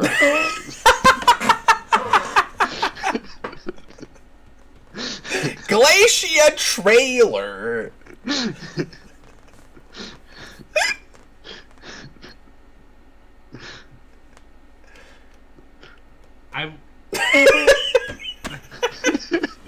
You know what I've also noticed about this show? You always mention, Cap, that Batman is always very irritated with Chief O'Hara. Yeah. And they brought that to Return of the Caped Crusaders. I couldn't even believe it. Bruce Wayne seems really like he's just slightly annoyed at her. And sorry, you cut out on us for a second. Bruce Wayne is annoyed at And Harriet. And Harriet. Yeah, there's a little bit of that here and there. Almost But like she'll we say a need real you to long be thing. this stupid so that you don't catch onto our secret identities, but how could you be this stupid? Yeah, he's like, yeah. There's this whole long spiel about something.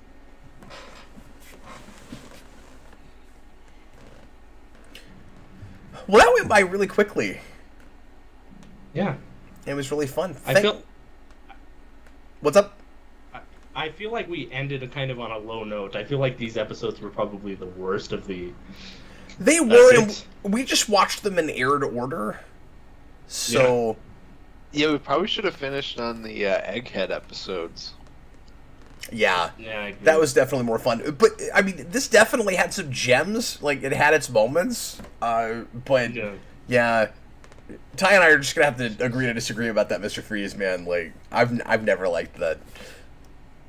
I mean, it's not something I'm very passionate about or anything. That like ain't the hill he's going to die on. Yeah, I just like that actor. Oh, sure. Absolutely. I do like that other side actor that they got in this. That you were saying was from Star Trek. Yeah, I really like him in that Star Trek episode. I felt like he wasn't quite right for this show. He was over the top playing in like the a Hanna-Barbera in the cartoon. wrong way. Yeah. Yeah. Ooh. And there, Mr. Freeze was no Arnold. The actor has to know what he's in, but the character can't. That's the difference. That's the balance that you have to find. It's a real fine line because Yep. I feel like the actress that plays Catwoman in the movie is like on the opposite side of the spectrum that guy is, where she just seems really flat and boring to me compared to Julie Newmar and Eartha Kitt. Oh, interesting. Yeah, I've never had that. She's my least favorite Catwoman. I think she technically is mine too, but I think they're all real close. But yeah, Newmar is definitely my favorite. But I love Kit because she's such a completely different thing, and that's part of why I've never been able to see those as the same character. Because like she's more sinister. I've always she's definitely more menacing or menacing in a different way. Like I've always said that Newmar is like a house cat and Kit is a jungle cat, and like very intentionally so. Yeah, she's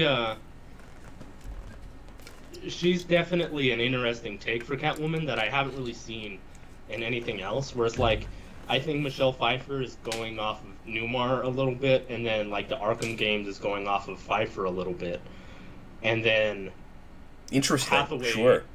Hathaway and what's her name from the new one? Kravitz. They kind of remind me a little bit more of this other actor, Merriweather. Yeah. Where they were kind of more flat and serious seeming. I don't know.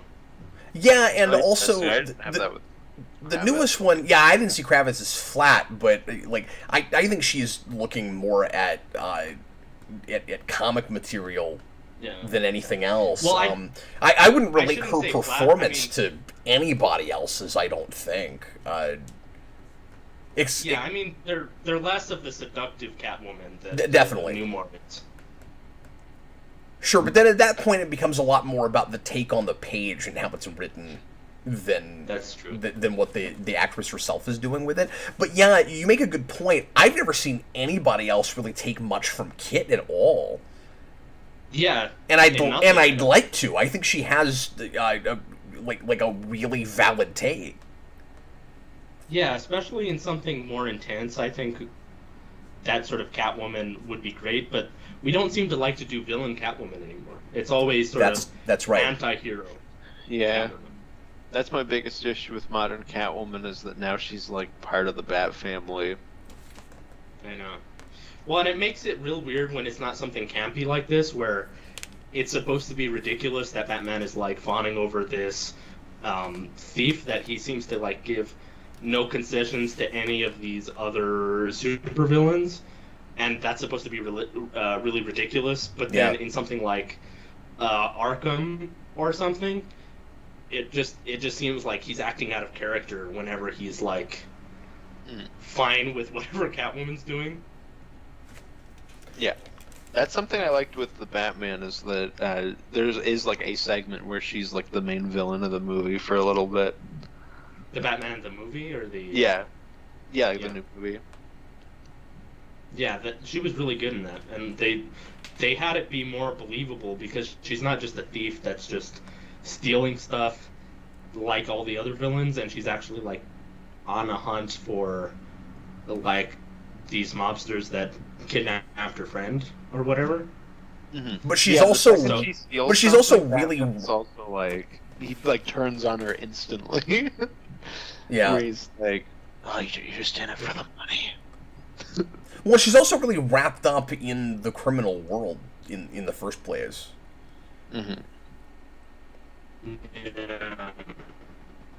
And we're starting to lose Ty's connection, so I think we should probably go ahead and wrap up here. But everybody, thanks a lot for watching. I hope you had a good time. We will see you again with lots more stuff here on Geekvolution next week. I will be back on Sunday night, if all things go according to plan, with a Superhero Rewind Unscripted on Batman vs. Two-Face, so some more Batman 66 goodness. I'll do a little bit of story analysis on that, and then we'll be back with another request on Tuesday. So thanks a lot for watching, everybody. I was Captain Logan, and we had Austin, the Gray Ghost.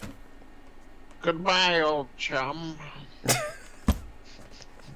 Even when Adam West was voicing Batman as an elderly man, he didn't sound like that sort of elderly. Oh, that wasn't. I don't know. Oh, that sounded kind of elderly.